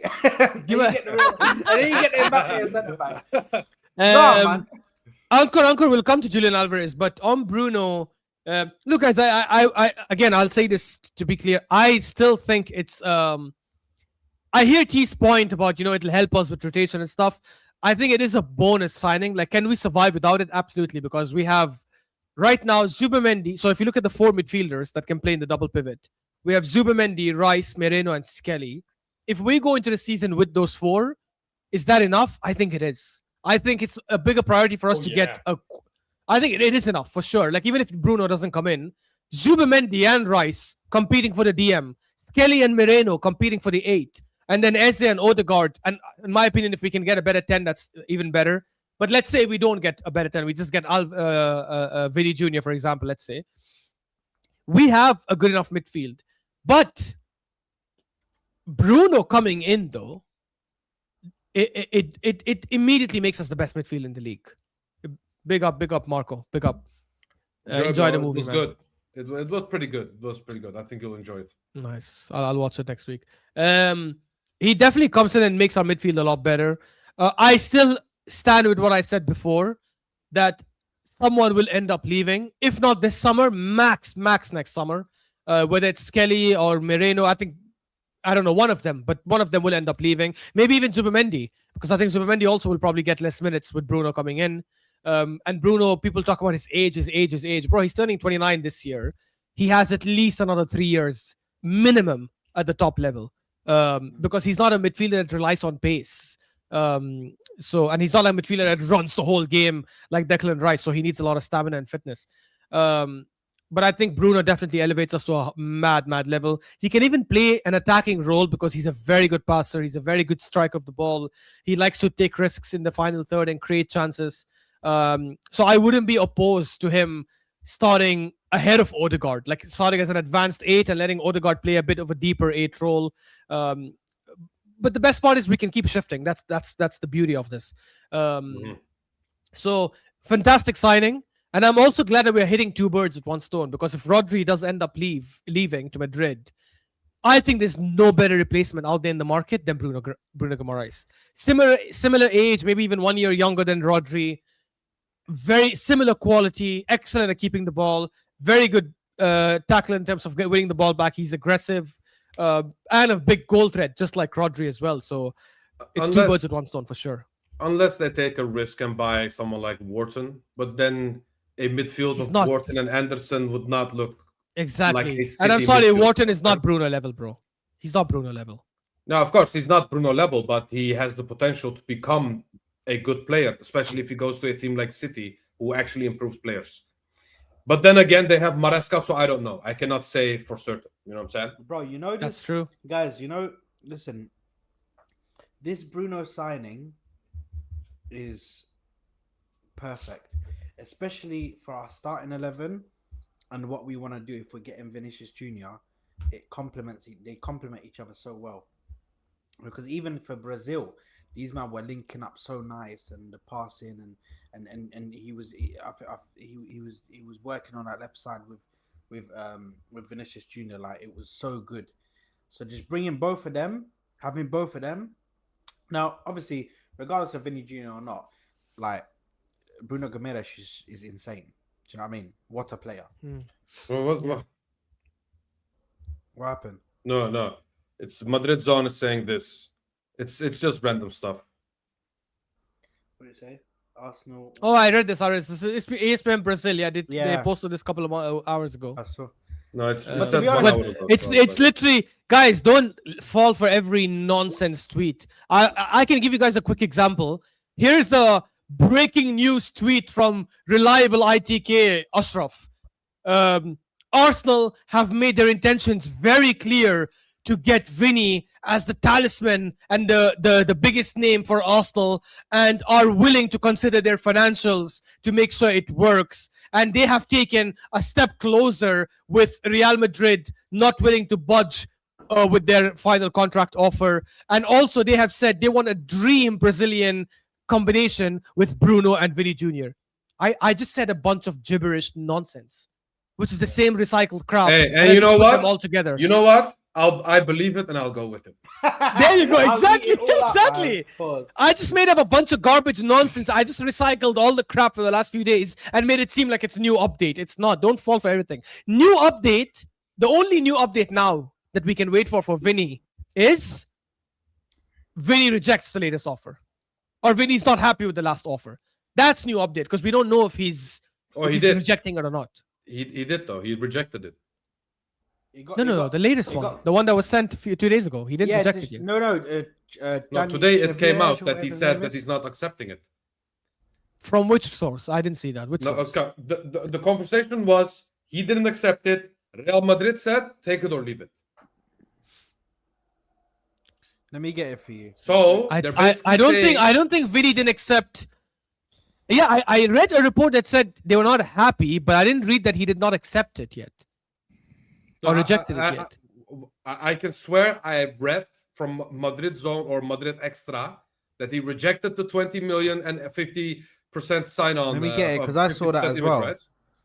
I saw. And they answered him and basically said, take it or leave it. So basically, the situation of where Vinny Jr. is right now is he needs to sacrifice to stay at Madrid. That's what's going on right now. So that's what he is thinking about, you know? Madrid zone. Or Madrid Extra, either or. It's basically the same. Yeah, Doesn't the matter. same. Exactly. Yeah. But I'll be right back. Okay, I haven't read it. But anyways, continue until I find it. Go on, Saad. But yeah, listen. When it comes to a player like Bruno Gomes, he adds that ability to go forward so well. Oh wait, you're right. I just read it. It's 2 hours ago. Breaking: Vinny Jr. will not lower his demands. The issue goes beyond wage. It's about image rights. But then I don't know the source if it's reliable. Fred Caldera and Data Football. The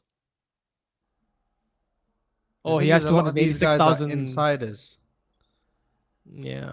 A lot of these guys are like actual, like journalists. Look, hey, I've always said that Fred Caldera is the most reliable journalist. I think he's Ornstein level. I think he's tier 1. So big up Fred, right? If I have a son, he will be named Fred as well. So I've been a big fan of Fred for years, man. But listen, Go on. whatever happens, happens. We just need to wait on the news. We just need to wait on what we're being told in it, because this summer could be monumental. And by the way, if we sign Vinicius Junior, I'm saying that we're gonna win the we're gonna win the Champions League, I believe so. because that is a player that you go to. That is a player that in that game. Do you know what I mean? In maybe one of the attacks, if we actually no, we needed to change the way that we played, but you could play it a bit more open because you know what you have in your holster. You know what gun you have in your holster. You know, because I do agree that in that final you would have to play differently, because the way we played was completely like we just shut up shop. Do you know what I mean? And limited the amount of attacks that we had. But yeah, man. Listen, I'll be real, man. Bro. I'm just so gassed, man, because it's just, bro. You don't expect to be. Do you know what I mean? Like, I didn't expect Arsenal to actually do it. Like, of course, we expect, like, yo, you're winning the league now. You're a big team. You're supposed to. By the way, T, he found it. The thingy. So Yeah, I found it. Yeah, I already read now it. he's Yeah. gonna name his firstborn son after the report. Yeah, I knew. Fred. I had my headphones on. Yeah, Fred Yeah. talks football. Ah, got it. Yeah, Yeah, 100%. So it's mad. But listen, man, bro, it's mad. It's mad. Do you know what I mean? Who would have thought that we're actually signing Vinicius Junior? Yeah. And by the way, yeah, big up to the club for actually showing ambition. Yeah. You know what I'm saying? Because you cannot. They never straight up said this is approved in all parts. You know what I'm saying? So it's basically on the player. If the player says yes, we will buy him no matter what it takes. You know what I'm saying? We've never seen him actually say that before. You know? So that's why I have a different feeling with this Vini transfer. Because yes, we've seen the Vlahovic's of the world. We've seen the Draxlers of the world. We've seen the Thomas Lemars of the world, where we were linked with them the whole window, and then suddenly it didn't happen. You know what I'm saying? And we bought someone else, Lucas Perez or whatever who we bought. You know what I'm saying? We bought some trash players, or the Denis Suarez, who played like 10 minutes in total Dennis in an Arsenal shirt. Suarez. You know? Oh my God. I You know what I'm saying? remember that name. I think those times are over, and I do believe that Josh is more hands-on than Stan was in the past, because I heard that Stan himself contacted the agency of Vinny Jr. and actually had a conversation with them as the owner. You know what I'm saying?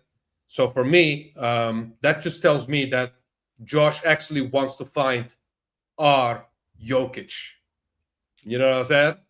I immediately thought of Jokic, bro.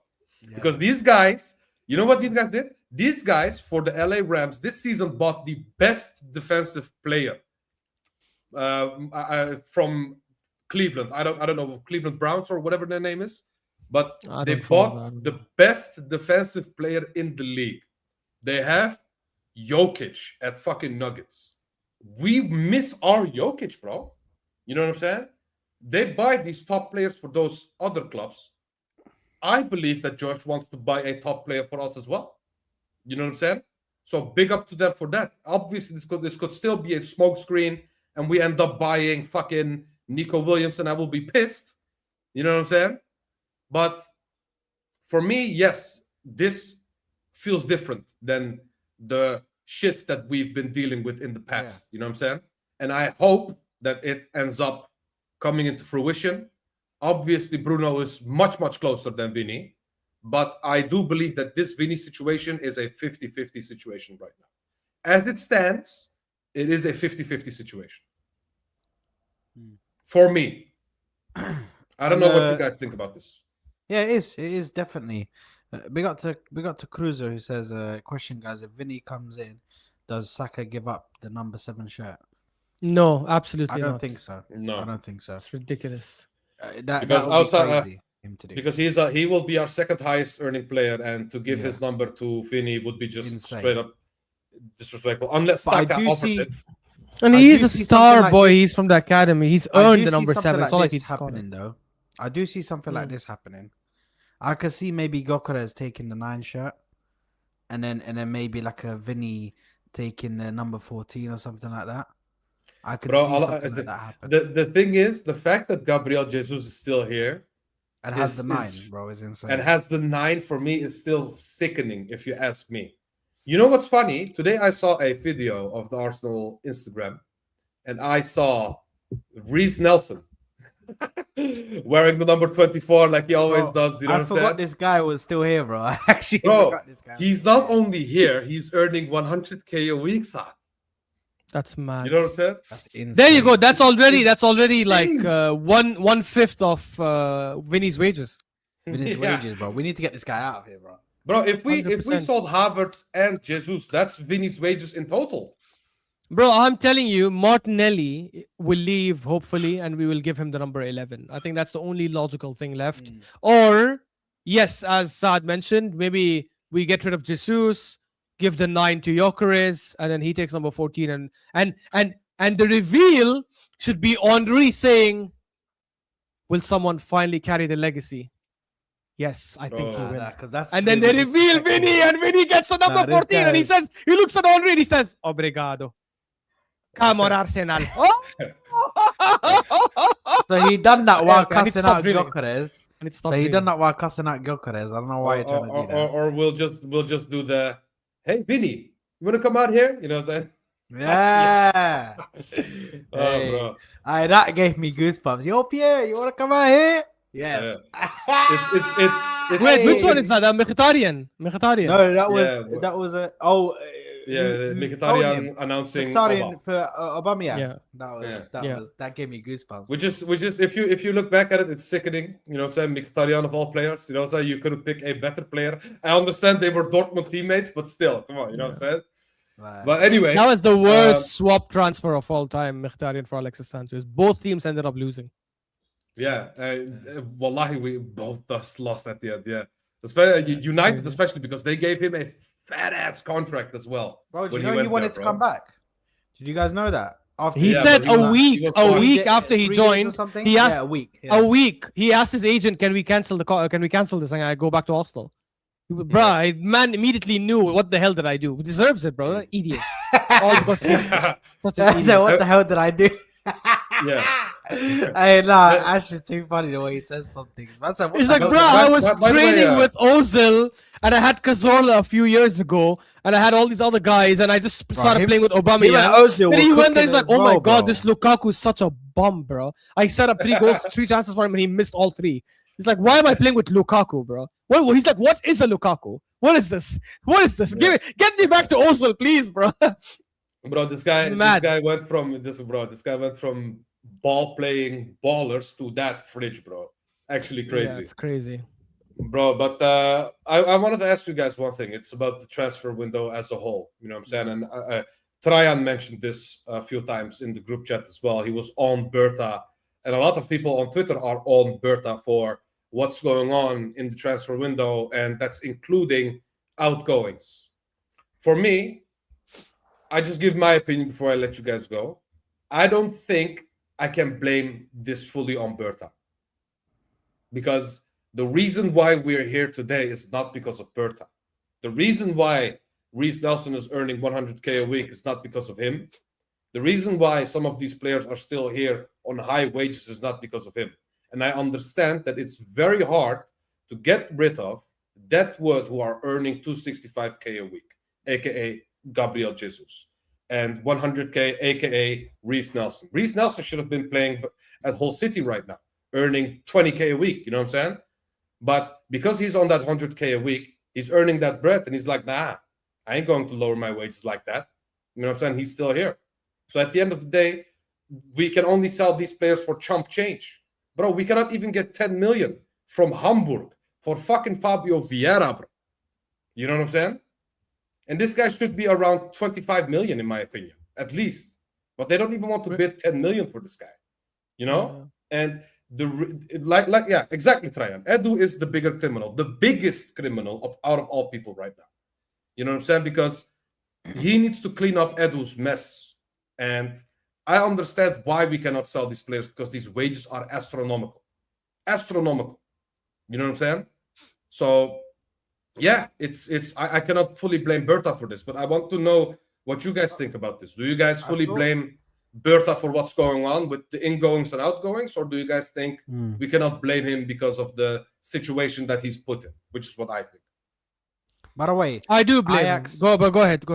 by the way, Ajax just signed Julian Brandt, which is like mad. That's a crazy Why? move. Oh, well, for them that's good, bro. For them that's Yeah, good. but he's it's a what, crazy 30 move plus because now, no? I thought that Julian Brandt was gonna go to somebody, I thought he was gonna go somewhere else. Maybe. Hey, stay bro, in- Julian Brandt with No, that he's so hot old. link up, bro.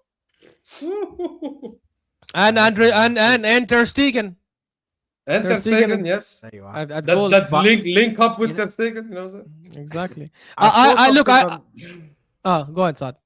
I was just gonna say, I saw something on Twitter, yeah, that said I can't believe like it was Bruno, it was Edu, yeah. Do you not remember when he went to Brazil to try and sign Bruno Gomes, bro? I saw that And this clip. I guy, saw that did you clip. see it? Did you see it? Man said, I can't believe. One second, because my thing's lagging out, bro. So let me just turn on my Yeah, camera. you off. are It's lagging out like Yeah. crazy, bro. bro. Man said, I can't believe he went to Brazil to sign Bruno and came back with Pablo Mari, bro. I Yeah, swear. Bro, what the fuck is going on, bro? Bro, Honestly, I can't believe it. What about Marquinhos? This guy went to Brazil to get a And free got Brazilian player Marquinhos, and yeah, donated 2 million unbelievable. to get him.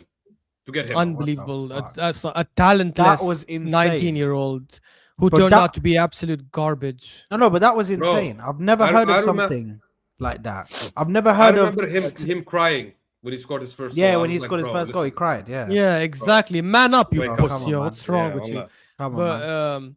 yeah, look, I do blame Berta for outgoings because look, it works both ways, right? You praise him for the incomings, but he also gets blamed for outgoings too because he is the one responsible for it now. The reality is, man, we don't market our players well enough. We don't shine. We don't put a shine on them enough to get decent value and to move them quickly. I think if we make it clear that these players are leaving, and I don't know, obviously it depends on who the player is and how much we think we can get for him. I think with certain players where we know we're not going to get that much, it needs to be like a quick, hey, these players are up for sale. Who wants them? Cutthroat price.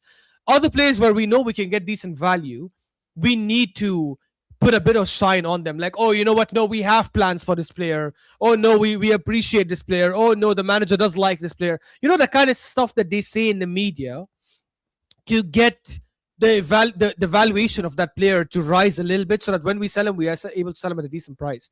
We shit on some of these players a bit too much, in my opinion, even in the media. Like, I think like the biggest Arsenal content creators and channels and stuff will talk about this player needs to go, that player needs to go. And I think it becomes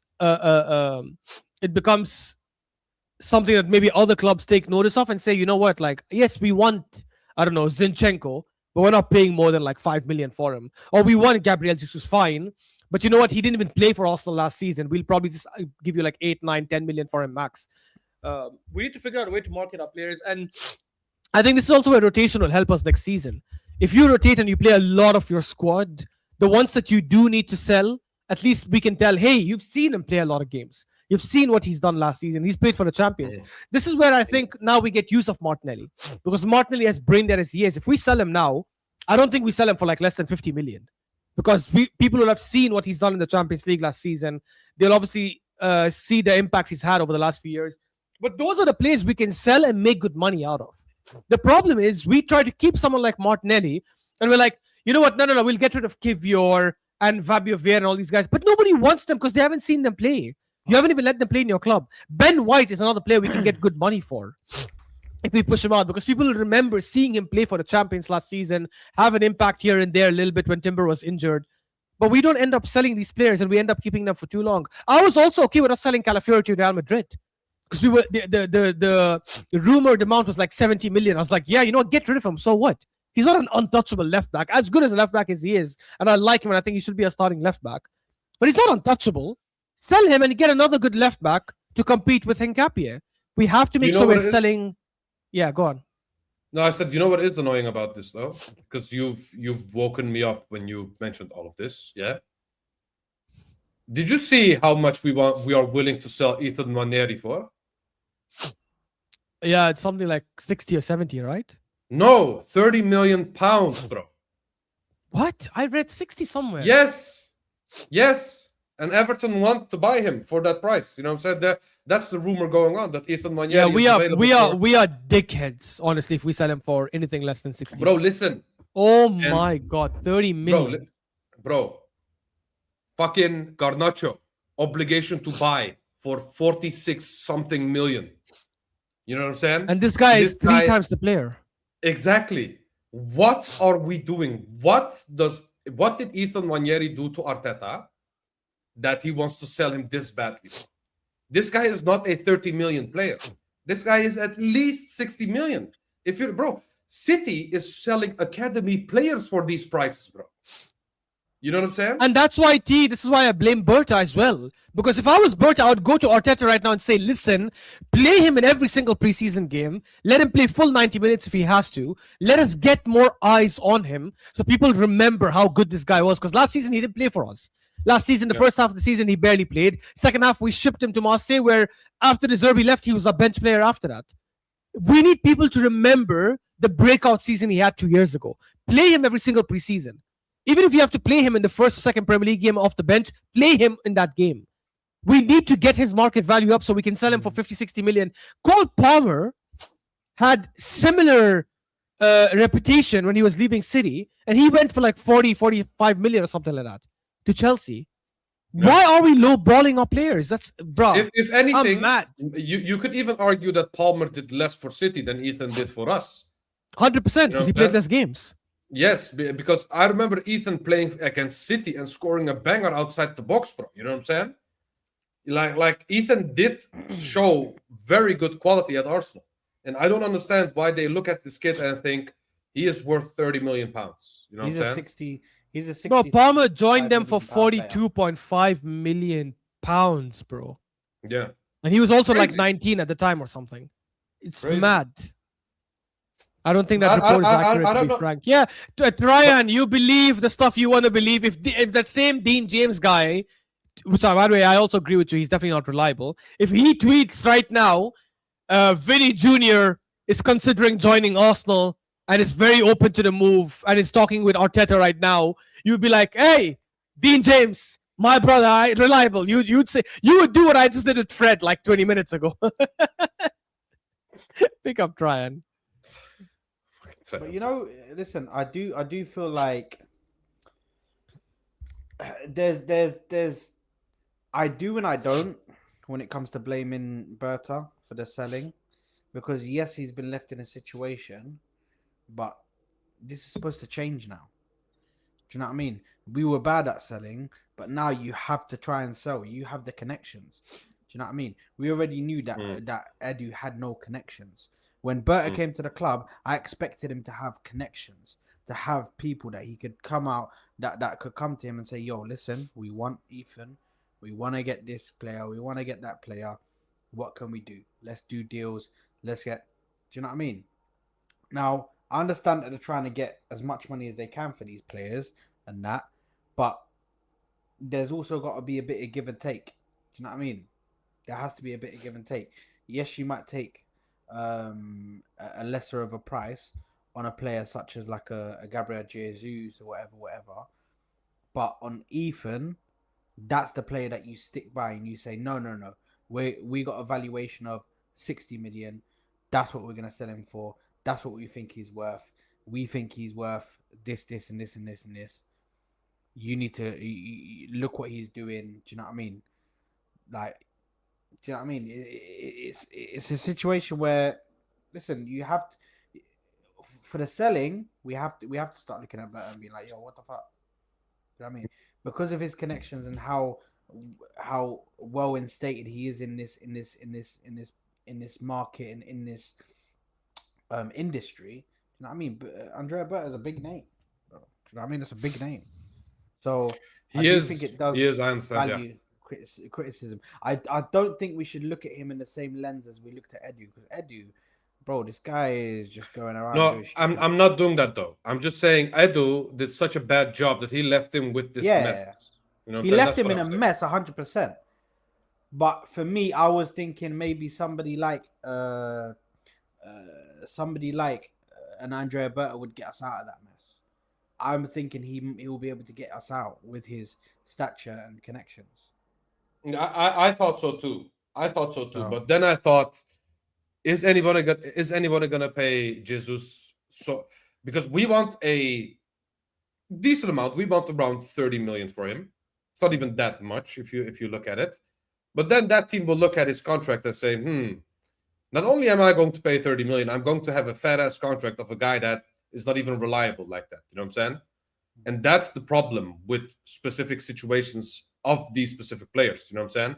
Because the players that we want to get rid of the most, they come with an asterisk with their name. And with Jesus, that's the contract and his unreliability. You know what I'm saying? So I do agree with the fact that players like Ethan should not be sold for 30. I think that's stupid. Yes. I think those types of transfers you should get a lot of money for. You know what I'm saying? But the Jesus situation, the Reece Nelson situation, the Fabio Vieira situation, I personally cannot blame him because he did not pay 35 million for Fabio Vieira. You know what I'm saying? He did not. So at the end of the day, if he needs to get rid of him, he needs to find the correct buyer that wants to give an amount that Arsenal are, you know what I'm saying, willing to accept. But for now, we were getting low-balled left, right, and center, bro.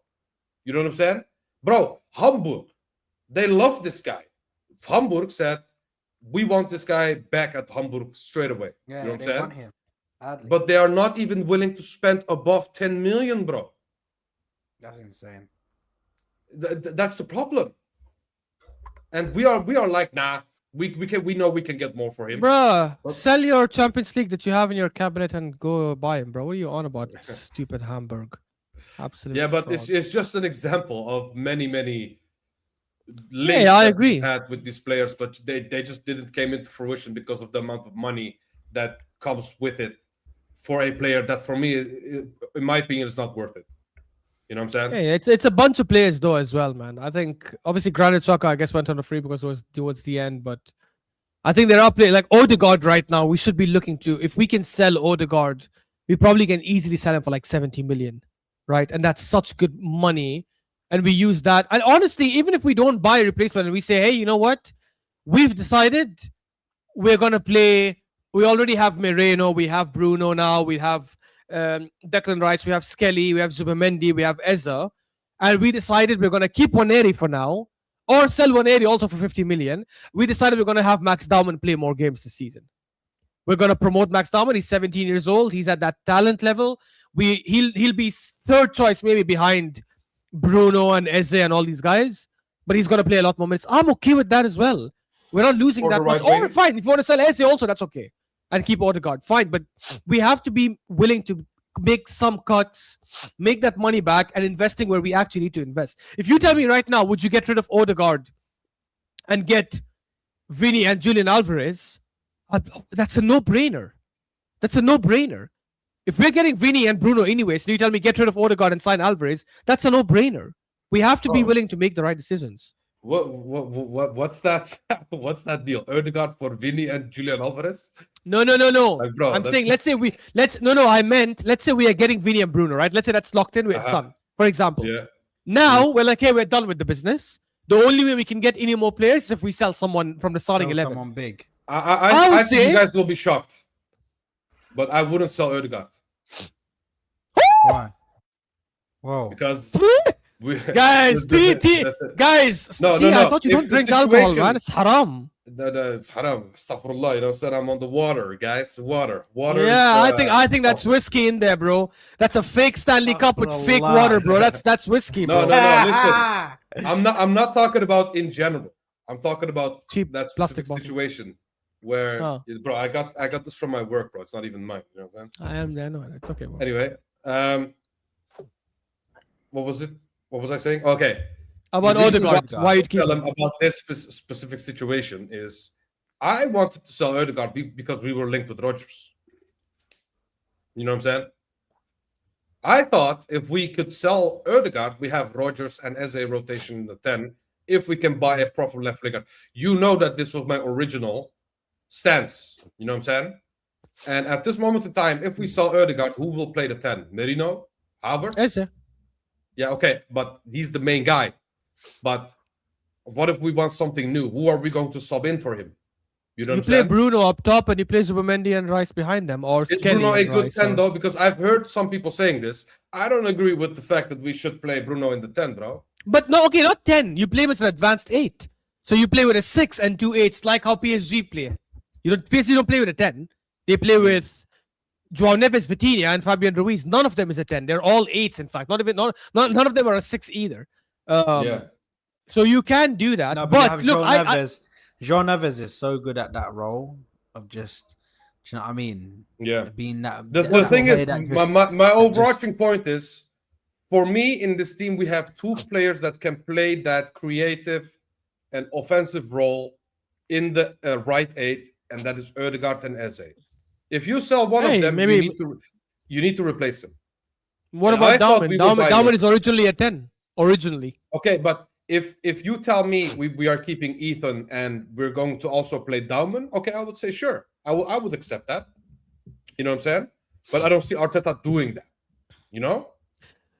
Man, That's it the is so thing. sad, honestly. It is so sad because the reality is Odegaard from 3 seasons ago and 4 seasons ago, well, sorry, 2 seasons ago and 3 seasons ago, was world class with the way he was performing. And if we only could somehow get that Odegaard back next season, we have an insane playmaker on our team. I was watching the highlights today of the United Arsenal game, the one that we won 3-2 at the Emirates, when Nketiah scored the header and he scored the last goal as well. I don't know if you guys remember that. And Saka scored that banger from outside the box. Bro, there was a run that Odegaard made at the start of the second half and it was 1-1. And then Tucker made a run from the left side. And Odegaard did that flip-flap through ball. I don't know if you guys remember this. He did that snake through ball. I do. It went past Varane and everyone. I was like, holy crap, where is this creative Odegaard? And even the commentator is like, wow! It was such a shock. It was unexpected. He flip-flapped a through ball. He did a snake on a through ball. And the way he was running and dribbling and creating and beating players in the defensive pocket. And I'm like, what happened to you? So I do. And by the way, the Brazil game that he played, obviously in the World Cup, proved to me that he can do it. It's just in his own mind. For whatever reason, his confidence is low, or he's I don't know. Someone gave him instructions. So whatever it is, because when Norway took the lead against Brazil, and remember Neymar obviously was on the pitch then. Remember there was that 5 minutes when Odegaard was doing Joga Bonito on the wings, and Neymar got so frustrated because Odegaard was doing Joga Bonito on Neymar and the others, and Neymar got so frustrated he went and kicked him. And obviously Odegaard, he just got up and he took the foul. He didn't get angry. Rattling Neymar is He was- insane. Imagine Joga Bonito on the Joga Bonito King. He was doing the drag and backheel and all that stuff and dancing on the ball. It's like, whoa. Whoa, where is but Odegaard coming from? Guys. Neymar is pretty washed, though. Let's be real. You know what I'm saying? No. Guys, bruh. Odegaard is not even at Neymar's pinky toe, bro. What are you on about? I'm saying the fact that Odegaard was doing that on the pitch, I'm like, he doesn't do that for Arsenal. He doesn't try that stuff. And to be fair, he only did it after they were winning 2-1. So maybe the pressure went and he's like, oh, you know what? Let me now try to keep the ball. But Arteta needs to figure if he's going to stay. And look, it looks like he's going to stay. So maybe we should not talk about him moving. Arteta needs to figure out, how do I get this guy playing back to that football? And don't say shit like, oh, it's not my philosophy. I want him to play more attacking. BS. Because we've seen it with the way your other players have been playing as well. I mean, I think we should send Ødegaard 1 year to Galatasaray and forget. You know what I'm saying? Just loan him out for 1 year. They will make I him thought a you man. don't He will like come him. back. Why do you want him at your club now? No. He will come back with a beard, you know what I'm saying, with a heavier voice. And he will be a different man when he goes there, you know what I'm saying? Oh my god! I listen. Let's before we wrap up, let's talk about Girona tomorrow because we got a game tomorrow. You guys doing a watch along? I don't. I'll probably won't even I'm watch gonna the be game. in London. I'm in London, but I'm gonna be watching the game. What time is To it? do a watch along. It's at 7 o'clock UK. Oh, 7 UK. Okay, I can watch that. Yeah. Yes, So, and we will definitely buy the pass on Arsenal's website. Okay, we will definitely watch it that way, guys. I actually have bought it. So Yeah, you're crazy, listen, man, you gotta support the. Listen. I'll bro. be real, These yeah? guys are multi-billionaires, bro. What you mean support them? You know what? If you bring me VINI Juniors and you're doing this type of thing, bro, I'm willing to be a part of that, bro. Yeah, I'm Bro, putting my money towards listen, that, bro. That's they going did towards that that already, £10 that I listen. spent. That night, hold on, T. That £9.99 I spent. That's the VINI fund, man. Hey, listen, man, we're funding VINI out here, bro. Do you know what I mean? VINI fund. I'm paying my part, bro. I'm doing my part, bro. Bro. Come on, man. You You know have to do what's your part hilarious? as well. You know what's hilarious about the whole VINI saga? Even Madrid fans were tweeting that we made more comps for VINI than they ever did for VINI when they played for him. You know what I'm saying? Bro, he'll be loved. It's crazy. Bruh, he will be It's actually loved crazy. like never before. Bro, he'll be loved, bro. This guy Bro, doesn't he could understand. have 20 stinkers in a row, and we're gonna say that he's the best winger in the world. Like, Yeah, have 20 Yo, stinkers bro. in a row, and we'll say, bro, this 21st game is gonna be insane, bro. This guy's gonna Exactly. do something crazy, Exactly. like, bro. I'm Wait, telling you, if listen. we sign him, I think he scores 2 goals in his first game itself. Bro, if we He'll be buy untouchable. him, I buy all 3 shirts. Yeah, man. I'll never get a Arsenal jersey as long as Deal is the sponsor. I'll never get it. Yeah, but I'll just use an iron and just iron it out. You know what I'm saying? You can Yeah. actually. That is I- that is a good thing. Listen, man, I will be doing it soon for the sponsor. Speak soon. But- Or I'll just get a Palestine flag and I'll put it in top of it. You know what I'm saying? Like a sticker. Listen, man. Yeah, so like this. Oh, hey, I like that. Yeah. I know, I like like that. Yeah? I like that. I actually, you know what? I'm thinking, you know what? I might do that as well. Buy it, figure out how to get that crap off the No, sleeve. you can get and- people can do basically because I went to somebody. If you get them like a thing that you want to put on it, they can make it for you and then put it on as a patch. Yeah, on you top can of it. exactly. You can sew it. Yeah. Okay, so 100%. okay, but they will never put on a Palestine flag on the shirt. That I don't think they will do that. No, somebody. course they would. No, you can get. Well, printing where companies. I Like am right now, printing they shops. 100% would. You Okay, can get where printing you are, shops. yes, but the country I live in, no. If I go to an Arsenal specific store and ask them to do that, they won't do it. You know, No, not Arsenal the maybe Arsenal no. shirt, No, bro. no, not the Not Arsenal the store. Arsenal I'm talking store. I'm talking in the about a local- printing company. Yes. Yeah, okay, yes. yeah, I can I'm do talking that. about a Yeah, printing company that does that prints shirts and yeah, stuff. yeah. If you go, Mm. that's who Yeah. I went to. I went to the shirt. That's what I printer, was referring to as and then well. he said Even to- though, yeah. the official Yeah, okay, Adidas my stores bad. here obviously will not do it either. Yeah. I He said to misconstrued it. I me, thought it was "You something bring else. me whatever you want, and I'll put it on the shirt." Yeah, Given no, that it's I legal. thought you guys meant the That's what he armory. said. My bad. I thought Yeah, you That's guys what he meant said the to me. armory. He said, bring whatever you want, and I'll put it on the sleeve of that shirt. Given that it's legal, bro. If it's some illegal shit, I'm not doing it. You know what I mean, I was like, listen, don't worry, man. He already understood anyway. He was like, listen, big up, man. He already understood. Big up to that guy, man. That's at the shop. But yeah, listen, Girona.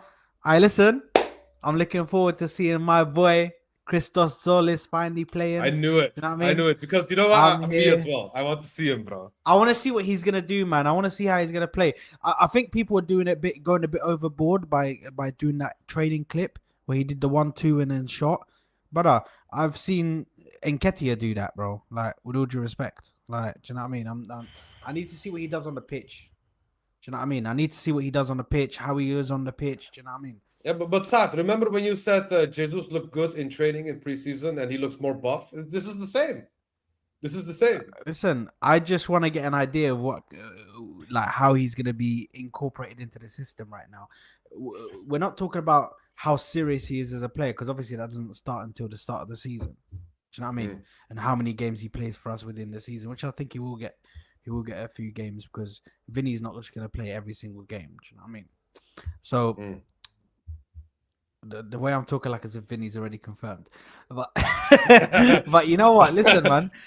I'm excited to see how he plays. Do you know what I mean? I am excited to see how he plays. What are you guys thinking, man? What are you guys thinking? About the game tomorrow, Yeah, or man. about Solis. Solis and how he's gonna play. Because that's the player that Yeah. we're really sitting there like waiting to see because he's the new player. Bro, he not could gonna score a sit hat here. trick next game, and I wouldn't look at it like, oh. Like, no, genuinely, because Fucking Ashraf. he's the play. Look, unlike Madueke, I don't think shit of him because, yes, fair enough. What he was doing in the Belgian league was great. I still don't think he has the attributes needed to perform for us as a left winger. But by the way, I think if we got him as a playmaker, I would be happy with him because some of the stuff he has in terms of attributes are, in my opinion, transferable even in the Premier League for the 10 position.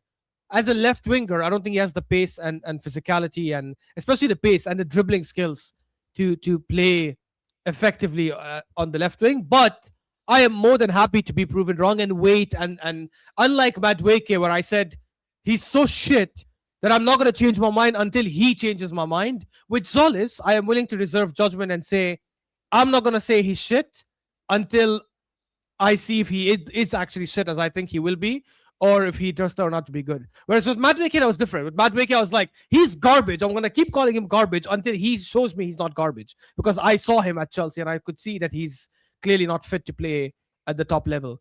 At least in the Big up to Premier League. Madueke, man. No, bomb Madueke. I But anyways, swear, bro. If Ash saw Madueke in real life, I actually think he'd say this to his face.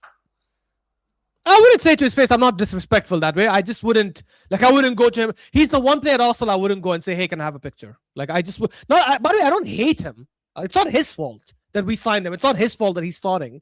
It's just that I don't think he's good enough to be playing for a club like Arsenal or any top 6 club, in my opinion. But, anyways. Bro, all I'm saying is if I see Havertz, it's on site, bro. You know what I'm saying? No, on site, Havertz bro. also, like, I would take a picture. Like, even if I don't rate him. Yeah.